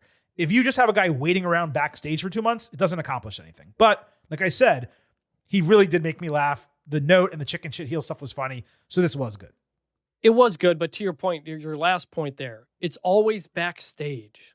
No, we're not seeing AJ Styles in person in the ring and the crowd and all that kind of stuff. And I've been a bit worried over the last year, really, that they're doing so many big things backstage that sometimes pro wrestling, you got to do the stuff in front of the crowd, and just to keep people aware of AJ Styles and not just a guy in the background. So, but still, this was good. Hopefully we get to where we need to get to. Agreed. WWE World Tag Team Championship, Day versus Day new, defending against Judgment. Kofi Kingston tried to give Finn Balor some bread at the bell, which was pretty funny. This was hotter than expected right away for an all-heel title match especially. JD McDonough got a huge pop for his springboard moonsault outside. The challengers blind tagged with McDonough holding Xavier Woods down for coup de grace, but X was able to wiggle away, so Balor drilled JD with his finisher. Woods capitalized by lifting Balor, tagging Kingston for Midnight Hour. Good callback and a false finish. He also survived a belt shot to the back. McDonough tried to jump off Kingston's back onto the ropes. He fell just short. He recovered for a top rope Spanish fly. Judgment then hit a moonsault as coup de grace on Woods landed in succession, one after the other, for a 1-2-3 to win the tag team titles in what I can only call a stunner. Massive babyface pop at the bell. Huge pyro celebration as well. What a match. What a result. What a pop. I believe I mentioned it on the show last week that Judgment Day winning here could result in the entire faction being champions by the end of Raw, breathing new life into them, especially given Liv Morgan's absence. With this being heel versus heel, I wouldn't be surprised if this was a booking change because there really wasn't that much momentum for Balor and McDonough to become champions, despite the fact that they did win consecutive tag team matches coming in. First off, this was an absolute, unquestioned Banger. 4 stars and an A-. Balor seemed completely rejuvenated. McDonough was on fire. New Day were awesome and the most motivated they had been belt to belt in a while. I don't want that to get lost. Kofi and Xavier were awesome here. And there's just tons of new life breathed into Woods' character as a heel. He just needs to be able to show it more. They haven't been on television. That's been the biggest problem. Literally 0 notes on the match itself. What stunned me was the crowd reaction. It's one thing to pick one heel side against another. They treated Balor and McDonough like they were pure white meat baby faces. And by the way, they worked the match in that style. That's got to feel great if you're Finn, just given how much he's lost of late. The fact that JD is literally his legitimate protege from back in Ireland. Their first reign was solid, but unspectacular. I'm legitimately happy for them as people. Now, to the babyface thing, no idea what's going to happen with the group as a whole, especially when Liv comes back. But WWE, they needed Balor and McDonough on that face side for the eventual split. They've been trying to get them there. They finally got them there on Monday night. I gave the match grade. I guess I forgot the segment grade. Obvious good. Definite good. Like Finn had kind of been working babyface within Judgment Day against Liv, so like people had been getting behind him. And so I agree, this had to be a change, but it was a good change and one we thought should happen right away. And Judgment Day will never die, man. Like there have been so many times. It's a cockroach we faction. Think, they're splitting up. They're about to go. They've run their course. They're not interesting anymore. And then something happens, often by accident, and we're right back in, and it's great and it's good. Like at some point, we'll have to talk about Judgment Day in terms of like all-time factions because it's been like 4 years, 3.5 years, or something like that, and they've multiple times have held all the gold. Mm-hmm. They keep bringing new people in and out, and it's working.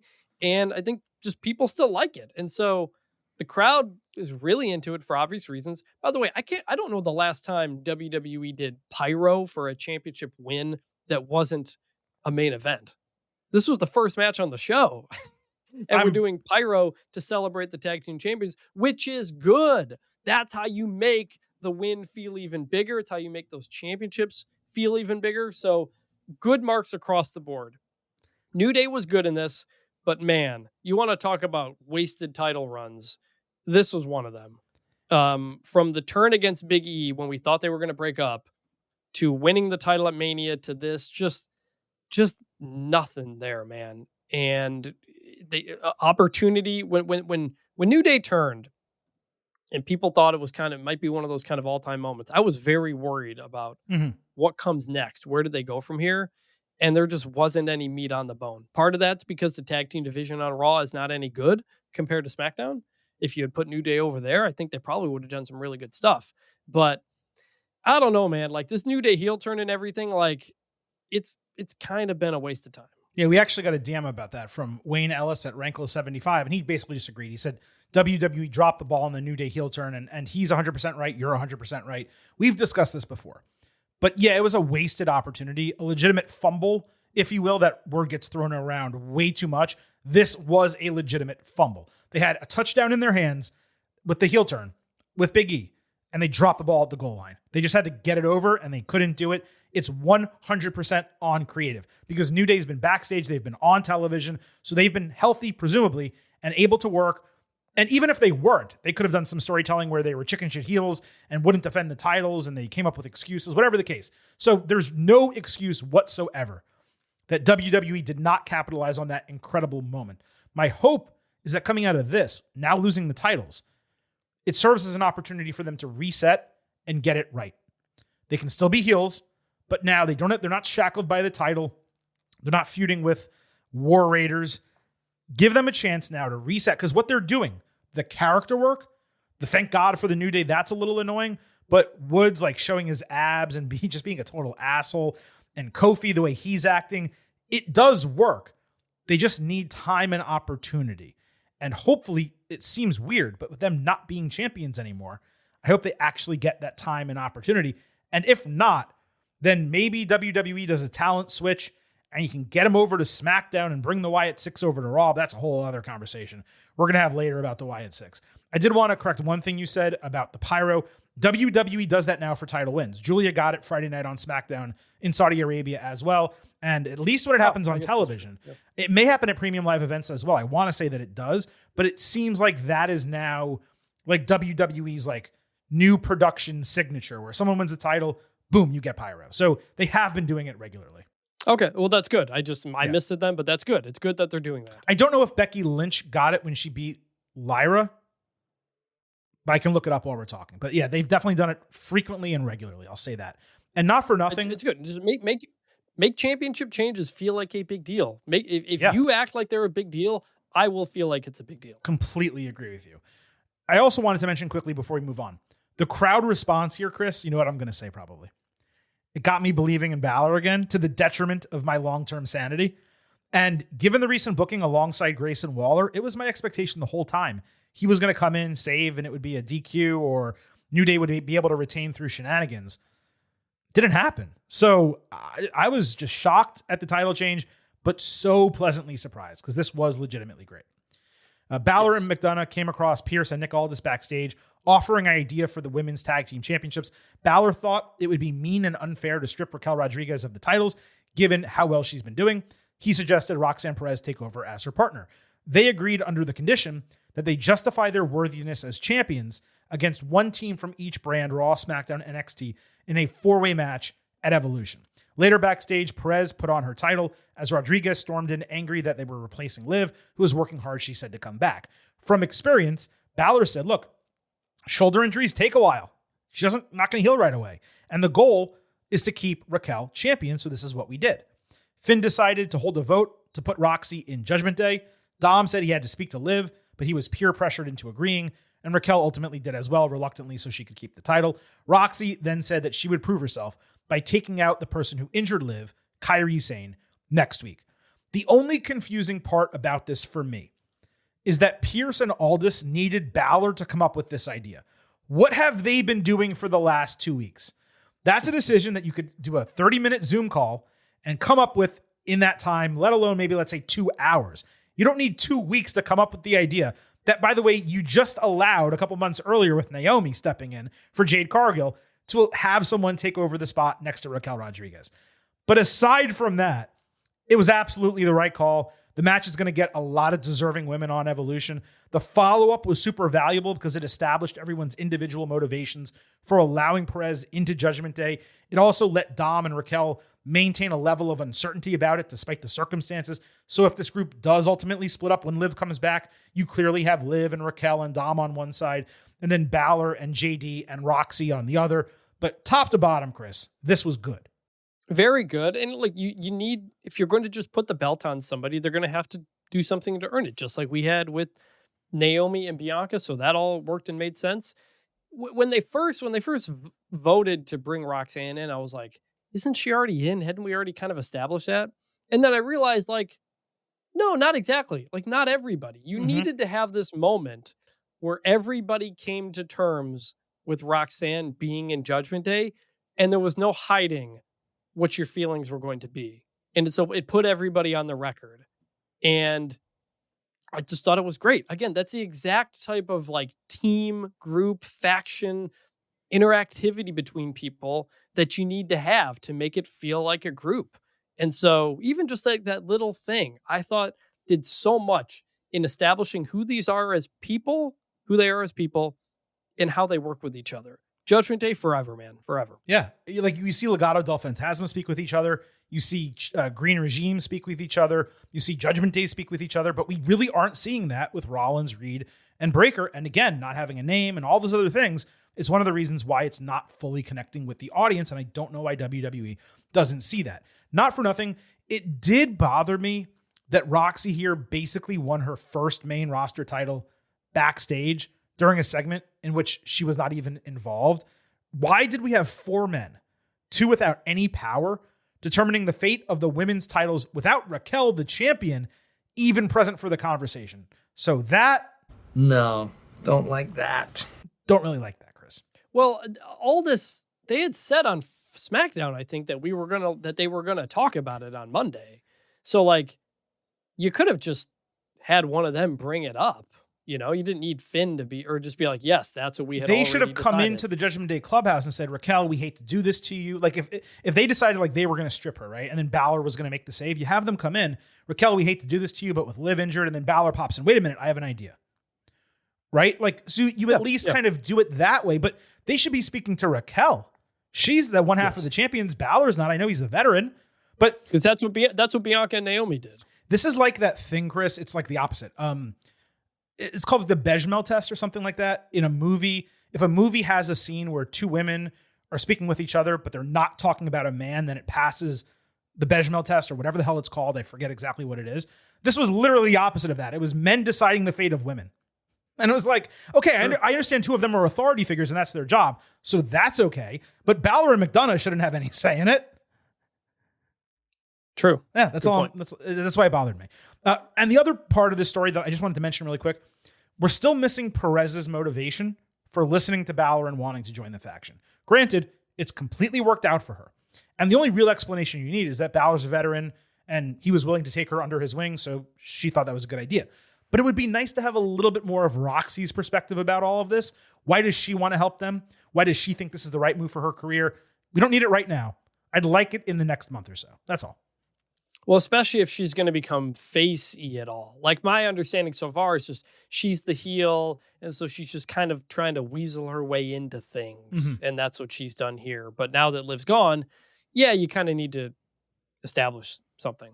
Now, on the back of all of this, Pierce and Aldis had another announcement, a number 1 contendership battle royal at Evolution, with the winner getting a title match during Clash in Paris at the end of August, nearly a full month after SummerSlam. Stephanie Vaquer also got a commercial break promo where she said she'd win the match and challenge whomever was the women's world champion.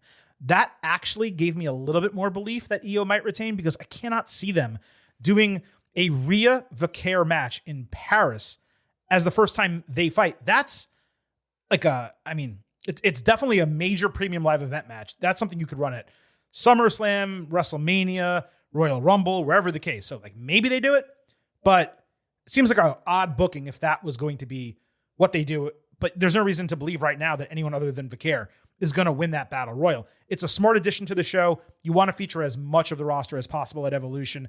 There can only be so many matches, and the top to bottom talent of the division, it does deserve to be showcased. So I'm excited for the match. I'm glad Stephanie's in it. A little curious about what the booking is going to be. Yeah, agree on all points. Nothing really else. Kyrie, we mentioned her earlier. She got a visually awesome, but possibly AI-generated pirate-themed promo package. She said she fights with heart and honor, and while she's been the NXT champion and a 2-time tag team champion, she's coming for the rest of the gold. Quote, I don't run from the storm, I run into it. I loved this for Kyrie. She's never actually been profiled on the main roster like this, never really allowed to stand out as an individual. This is exactly what she needed, and I would love it if she is part of this Intercontinental title picture. This is good. Good stuff. Again, just basic stuff. Tell us who somebody is and what their motivations are. Like it's the basics of what you need for pro wrestling. These people come up or they debut or they return.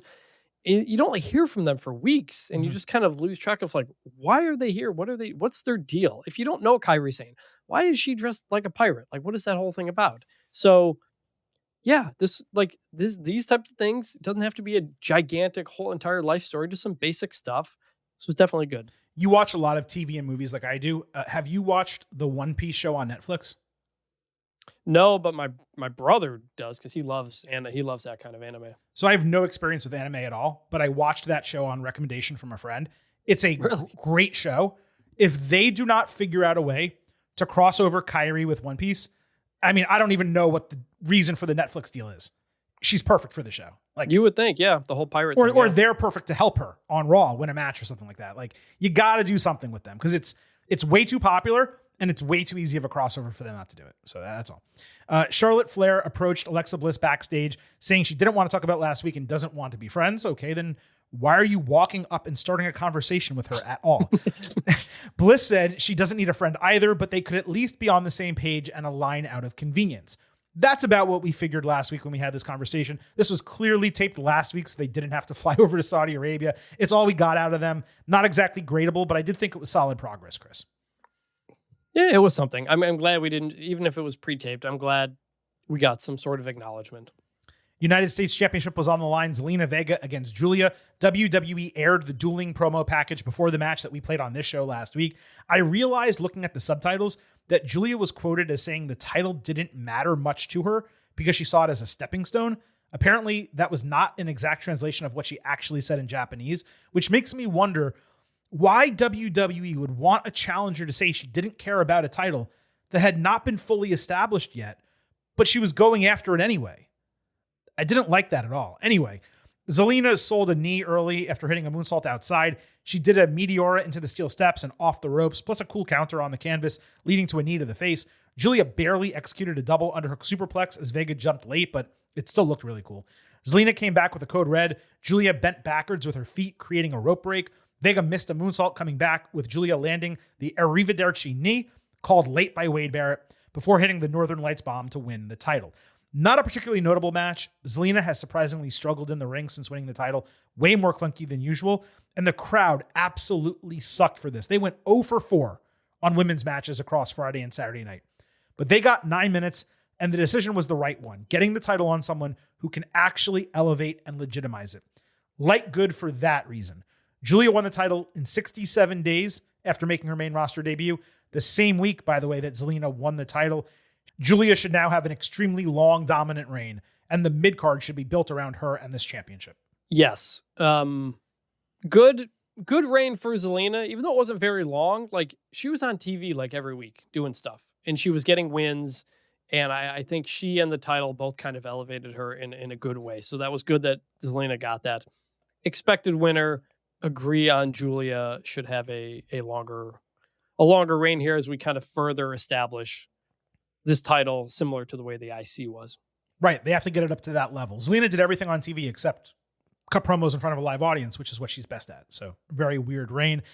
I did want to point out, I don't want to get into a whole thing about her, Chris, but it was pretty strange to me that WWE had Zelina lose the United States title in Saudi Arabia when her father died in the North Tower on 9/11. I mean, It's true. big yikes. Let me just put it that way. I had not thought of that. Yeah.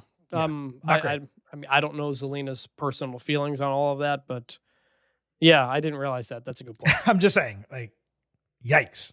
That's all. Yeah. No, totally. Yeah.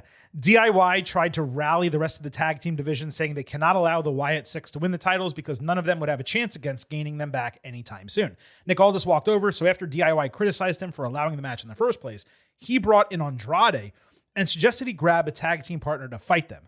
There were literally 4 other tag teams standing right there.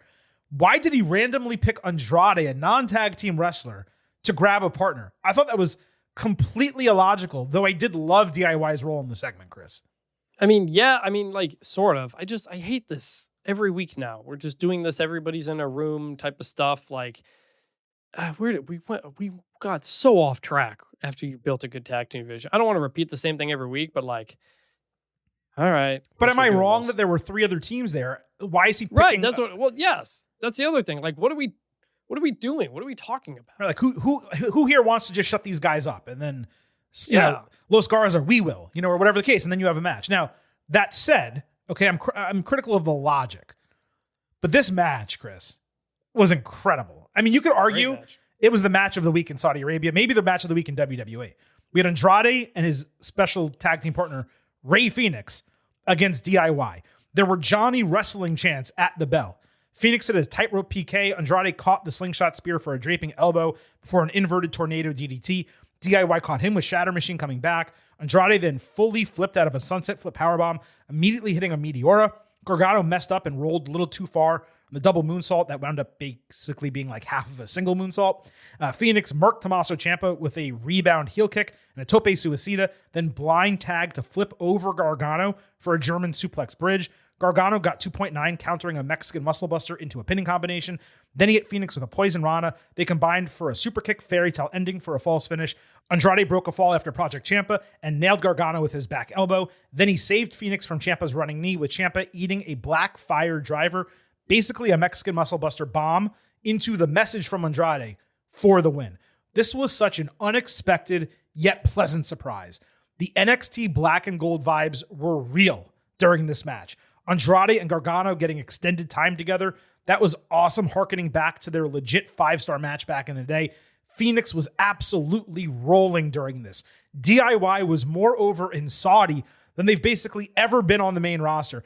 And I gotta give the fans credit where it's due, because they understood the assignment with this match. Despite my earlier criticism based on the logic of the booking, at the end of the day, it set a standard for every single match that came after it in Saudi Arabia to reach or exceed, and none of them did. An obvious good 4.25 stars and an A. Great match. Great result. I feel like Andrade and Rey, like, you make them a tag team and throw them into this tag team division, and like, we're freaking cooking here, man. I know. Like, you just get rid of the Wyatt nonsense. You've got an insanely good tag team division here. Don't forget, this is the 3rd random tag team involving one of the Lucha Brothers that has completely gotten over to that degree. Andrade also teamed with Penta, I believe, on the road to Money in the Bank. And I think Penta also teamed with AJ Styles in a loss to Judgment Day. That's one of those matches that they won on their way to the titles. So Andrade, Penta, and Phoenix are going absolutely wild in these random tag team matches. And they're better than pretty much any of the tag team matches that we get on Raw. Again, there's a great title change this week, but up until that point, the Raw tag team division had been completely dead. That's the best match that Raw division has had in 6 months, a year, something like that. It was crazy. But those guys are going crazy. The rest of the SmackDown division was built up, and then they just injected the Wyatt Six into all of it. And we've had that conversation, and we're going to have it again right now because we have a lot more to talk about regarding SmackDown tag team division, the Wyatt Six specifically. Before we get to that, I want to wrap something up, though, the talk about Gargano, and it also harkens back to something that we said last week. So you'll remember on the show, I was talking about being wrong regarding Gargano being capable of like elevation to become WWE's next Daniel Bryan. The vibes were fully back during this match. It was just one night, but I felt it. On that note, Nick Vital at Nick Danger 921 wrote in, with regard to the young underdog story conversation you guys had, Austin Theory is the obvious answer. He has the look. His IG is always super positive and motivating. The spontaneous chanting of his name recently on Main Event has been great. He is a breakup with Grayson Waller and a fire promo away from being that guy. The problem with Theory in that role is he's a prototypical talent. He literally groomed himself to be a WWE main eventer, the next John Cena. He said that's his idol. That's what he wants to be. Daniel Bryan and CM Punk were absolutely not that. Neither is Sami Zayn, nor Johnny Gargano, nor Mick Foley, if you want to throw him into that. Theory is not an underdog the same way those guys are. Now, can he generate sentiment from smart fans that he deserves better? Can he create a groundswell of support? Absolutely. But that's not exactly what I was talking about. So what do you think, Chris? I think he has the most punchable face in the company. That's the other problem. Like, I think he's really talented. He just looks like a heel. He does. Kind of the thing. I don't follow his Instagram, so maybe the positivity, maybe break up with Waller and make that his gimmick, and maybe people will get behind that. He seems to be, by the way, a really good guy. Like, he does a lot of stuff. Like, he visits hospitals and sick kids. He does all the WWE community outreach stuff. Like, he does everything that one needs to do to be a babyface. But yeah, he does have a punchable face. You're right about that. I've never heard a bad thing about him, but Yeah. that's just my first reaction. The whole point of CM Punk and Daniel Bryan was they don't look like the typical superstar. Right. And they were held down. This is a little bit different.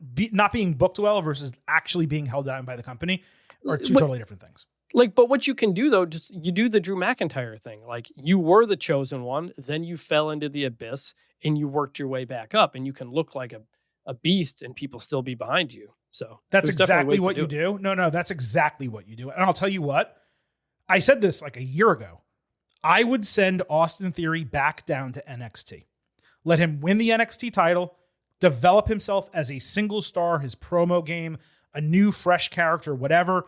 Create that groundswell of support in NXT, then bring him back up to the main roster in 6 months, and you have a refreshed character fans are going to get behind. I don't know why they don't do it. They really should. Tag Team Championship was on the line. The WWE Tag Team Championship was on the line. Street Profits defending against the Wyatt Six. The Profits backstage said they were motivated to eliminate the threat.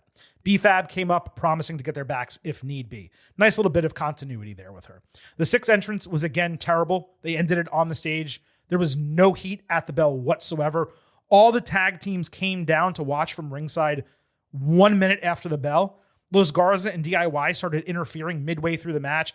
That led to a DQ and a brawl for everyone but Uncle Howdy. He ultimately came in at the end. He caught Axiom with Sister Abigail, basically spiking him on his head. The Profits then took out Howdy and each hit huge topes to level all the other teams ringside. This was even worse than I expected based on last week's booking. I figured it's going to be a real title match. The Six get an excused loss because it's Joe Gacy and Dexter Lumis. Of course, they can lose to the Street Profits. To do such a blatant DQ, where there wasn't even a semblance of trying to hide it from the referee, was immensely disappointing. I'll sound like a record repeating myself, but this SmackDown tag team division was rolling. The Six have completely extinguished the fire and dragged the entire division down. Shocking, given the level of pop they got upon their return, and especially the level of crowd reaction when WWE debuted them with that bloody backstage segment in gorilla position. We thought, oh my God, this is one of the coolest things they've done in a long time. To see what has happened to them now, the booking, the overall creative direction has been straight up horrendous. The reason I am going ugly instead of bad is because it was that poor. Yes, the Profits were booked crazy strong. They took out Howdy. They leveled everyone else. And yes, Howdy did go back to the mask with the dreadlocks, which is a huge improvement over the wig. But that does not change the way this thing was booked from start to finish. It was absolutely, positively terrible. 0.0. 0.0, Mr. Blutarski. Come on, Oos. It's a joke, right? It's a joke, Oos. You ribbing me? Yeah, ugly as well. Just every week, like, what are you doing? What, like, it's not even like, it'd be one thing if the Wyatt said, like, won the titles and would, like, hide from them or just sneak attack everybody backstage all the time and the teams decide they have to come together to fight it. Like, this just happened because of one attack in the middle of the ring, and then all these teams that had been fighting each other decided they're all, like, kind of friends now. And, like, it's just like, the effort hasn't been put into the Wyatts even for me to care. It's not like they built up the wides into a great thing and then they flushed that down the toilet. It's the other thing. They threw a Wyatts that are not fully formed as characters into something that had just found its footing and brought it all down. So just a mess altogether. Ugly? Every time. Yes, ugly. That is one big pile of shit. Well, that was a disaster. What the hell was that? What was that, huh? This is unacceptable. Sheamus fought Rusev, and look, right off the top, Oh, we got two big meaty men bumping me tonight. Sheamus caught Rusev flying at him for a quick twitch power slam ringside. Rusev then kicked out at 1 after a flying knee and hit a fall-away slam plus a huge clubbing blow that looked gnarly, plus a superplex. Sheamus came back with 2 pump knees, 1 exposed for a perfect 2.9 false finish. Rusev countered Celtic Cross with a Uranagi and a thrust kick before locking in the accolade, but Sheamus stood up and they both rolled outside. He delivered bro kick ringside for a 9.5 count. Rusev went thumb to the eye while both were on the ring apron. And then he removed the back turnbuckle cover, not the front, the back one. They were fighting right on top of it. He pulled Sheamus chest first onto it and then hit a Machka kick for the win. This, Chris, was an absolute, unabashed Banger. Big meaty man slapping meat. That's what I want. This is Monday Night Meat. everything you could possibly want between them, with only one thought on my mind coming out of the match. More. Please, best of 5 series. Not sure what else you could have wanted from this except more. Well, and a better crowd response in parts. Fans just do not care about Rusev. I said it from the moment he was re-signed. Did not make a shred of sense. He doesn't get reactions at all. Sheamus worked so hard. This dude looked like he had just gotten out of the pool when time the match ended. Rusev truly showed out for the first time since returning. The fans may not be reacting to him, but this was a great wrestling match. The finish put a capper on my grade, but 4 stars, A- good, and more importantly, 4 slabs of beef. There's a lot of beef out here. This was great. The only thing I think I would have liked, and unless I missed it, I would have loved another promo or even running the old one. Yeah. Coming into it, because I kind of forgot this was happening because it was set like a couple of weeks ago, I think. And Rusev had that really good promo about Sheamus, the vignette, and it was really good. I got excited for it. And then we kind of had to wait a few weeks and I kind of forgot about it. So I would have just thrown something in to build a little bit more to it on the show, just to give it that extra oomph, because these guys put in the work and it was good. Aleister Black backstage was telling the GMs that he wanted the match that was booked for him last week. Before he even finished speaking, R-Truth stormed in, completely got in front of him, demanded another match against John Cena, which was appropriate because of what happened last week. Black turned his gaze to Truth given the disrespect. Truth stormed out to the ring in a hoodie once again, saying he wasn't going to let Cena slide, demanding he come out. Instead, Black surprised from behind, caught him with Black Mass. Done. Cameras basically missed the move, unfortunately. Damian Priest confronted Black backstage, saying he must feel tough having done that. Black said he felt they were even now, given what Truth did to him previously, but Priest suggested they actually match up. Carmelo Hayes then came through, saying Priest should just let Truth handle his own business. As I said last week, I'm glad that none of this was dropped. WWE 5 years ago, they would have completely forgotten about the Truth and Cena feud, and maybe even that Black's match got interrupted, and they would have just moved on.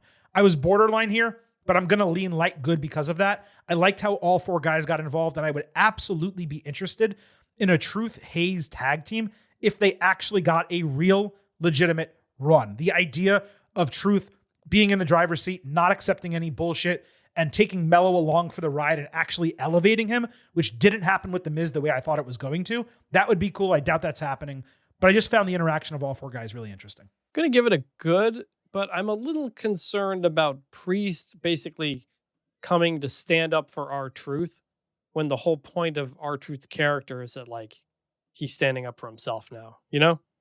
That's a really good point. It's like it's almost like pick on somebody your own size type of stuff.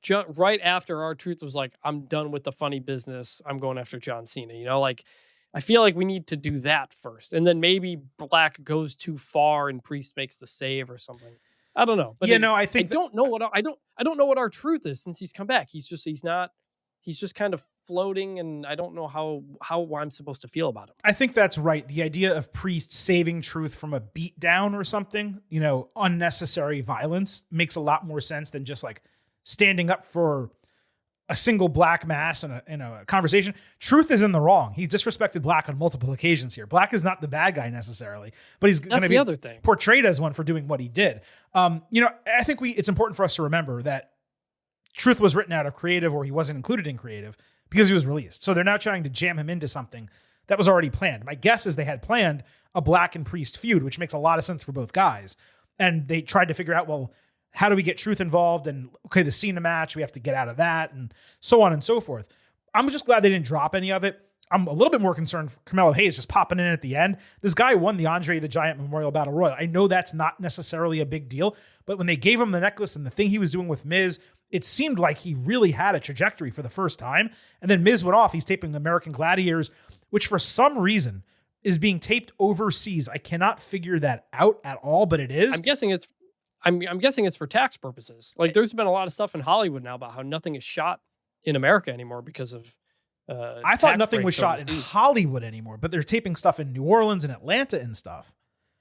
Well, they're doing less in Atlanta than they used to. Oh, okay. I know. That's a lot of stuff's moving over there. Like Rob Lowe said this recently. Like, he did that show, The Floor or something like that. Yeah. That was shot overseas, and it's just literally in a studio. Oh, so it must just be cheaper to do it then. Because it's so weird, because almost everyone in the show is American. So it's like, why are you going over there? But I guess even with the flights and hotels and stuff, I guess it's cheaper. Regardless, so Miz disappearing off TV didn't help Melo, and now you have him in this as literally the fourth wheel. So just fingers crossed that it's all going to work out. But I like the idea of Priest and Black feuding, but you're right. Truth needs to have agency. That's the whole point of this new character. I'm Ron Killings. I'm driving now. It was great, but he has to be in control of everything. And it again puts Priest in a tweener role, which is the whole problem. Because like Black is in the right, kind of, like it again puts Priest in a difficult spot for him to succeed. And also, if Miz was going to be gone for a month or something like that, just end Truth and Melo and Miz. End Hayes and Miz. Yeah. Melo and Miz. End Melo and Miz before that happens, and give Melo a boost into whatever. Because now he's just floating off to another low card thing. They did do this segment where like Miz was clearly feeling like he was disrespected by Melo, who went out and then lost that match. So like the idea of Miz not being around because of that, it kind of plays where he can come back and Melo can be like, I thought you had my back. Where were you? And then he can be like, you disrespected me, but I'm back now, whatever. So they can play that in kayfabe. I just don't know that they're going to. But we'll have to see when Miz comes back and what the direction is for Melo now. It doesn't seem like anything's planned for him, obviously, for Saturday night's main event, and that's okay. But I would like to see him involved in something at SummerSlam. That would be nice for his career. He should be in a match on that card, no question. Chad Gable's injury was announced in a backstage segment where he told Ivy Nile she needs to get her revenge on Stephanie Vaquera, and the Creed brothers need to fulfill their championship potential. Ludwig Kaiser watched all of this in the background. Pierce came through later, asking about El Grande Americano. Gable said he's the world's greatest luchador with a busy schedule, so you never know when he might be back in WWE. Really weird question by Pierce. Why would he ask them about Americano because Gable's injured? Stupid. Anyway, Nile later decided she would be in the Battle Royal and earn her spot. And all of a sudden, Americano strolled by, into and out of the picture. They offered no comment. Americano looked great. Must have spent the last few weeks working out, trimming down. Maybe he took a round of Ozempic or something. I mean, dude looked good. First, I'm glad they explained the Gable situation and developed a storyline reason for it with Penta and the sacrifice last week. That pushes Gable off TV. Fingers crossed, it's minor shoulder surgery. He's back in 2 to 3 months, not 4 to 6. Perplexing why Pierce would be so concerned about Americano when he was already in the arena, clearly ready to go. Maybe he can take on a larger role with American Made now that Gable's out for a bit. Plus, we are all vindicated from Michael Cole and those other idiots saying they're the same person for no reason whatsoever. Clearly, they're not. This was definitely good. Good. Good to see Americano because it had been a minute. So hopefully Gable can come back and Americano's had a pretty good stretch here. He's kind of You'd think they'd give him a bit more. I mean, he's one of the greatest luchadors of all time. So of course he's doing well in WWE. It makes all the sense in the world. Now, Chris, that wraps up the good, the bad, and the ugly. We do have a little bit of time left on the show, and we also teased it at the top. So for the first time in a long time, let's hit the last word. So DJ, take the needle and just drop it on the record. What? We gon' have this popping in a second. That's why we always save the best cut last to make you scratch and itch for it like fresh cut grass. We had Justin Hubbard at JHub with 2Bs 93. He said, what do you guys think about the newer aspects of WWE production these days? When the Kevin Dunn era first ended, it felt as if WWE regularly tried new and different things, but they've become complacent again in recent months. It's still a far better product, no question, but stagnation is stagnation, and I'd love to see them mix things up. An example is how every single show now opens with footage of superstars arriving at the arenas. It's cool, sports-like, but it's gotten repetitive. I miss the old approach of opening with a theme and then massive pyro. I'd hate for that to become the only thing they do too, but they could sprinkle in the arrival cold opens and maybe attacks or hijacking of the show as other cold opens.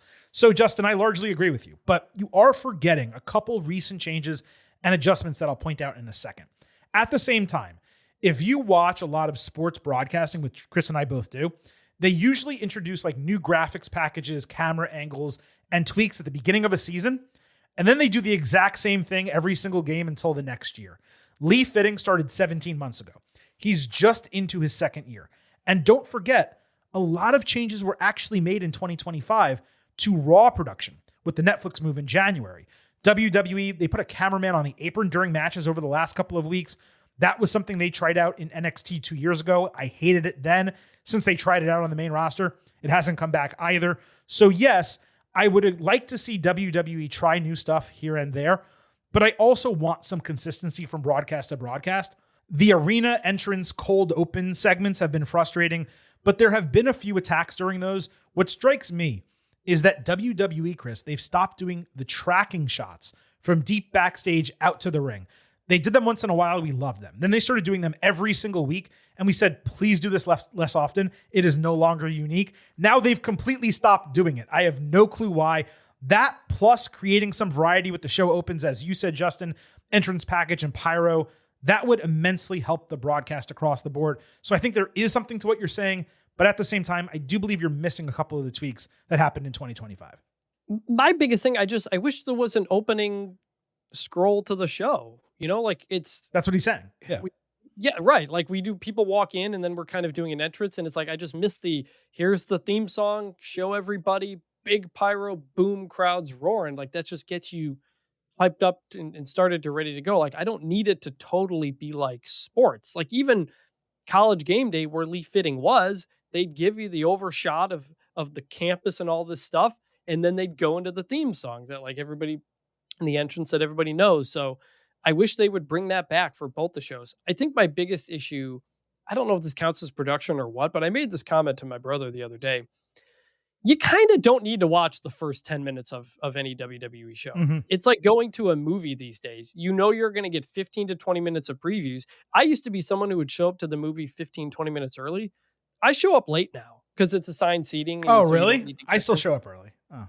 I don't because the theater I go to is assigned seating, so my seat's going to be there. So mine is like, too. Yeah. And I know I'm going to get so many of this stuff that I've already seen. And like Raw is always starting off with that whole thing and then a really long entrance. And it's like every time I look at the clock and it's always like 7:13, 7:14 Central Time before like something is actually kind of happening. And I don't know. It's just like, other than a couple of times there's a surprise fight during the walk-in, but it's like nothing's happening at the beginning of Raw for a very long time. And sometimes I just miss the beginning of it because I know I don't need to be there that very second. So I do personally think 7:13, 7:14, in my case, 8:13, 8:14 is a little bit of an exaggeration because like this week, the IYO and Rhea if it's a Jey Uso entrance, if it's a Jey Uso entrance, you're not getting a word until like 7:20. But like this week, I noticed on my TV that the Rhea IYO segment ended at 8:16. So I was like, or not 8:16, 6:16. So I was like, oh, that's actually pretty early. Now it was a really short segment, to be fair. But that was entrances. Rhea did have a promo. IYO had a promo. So there was a good amount of stuff. But to your point, it started with the walk-ins.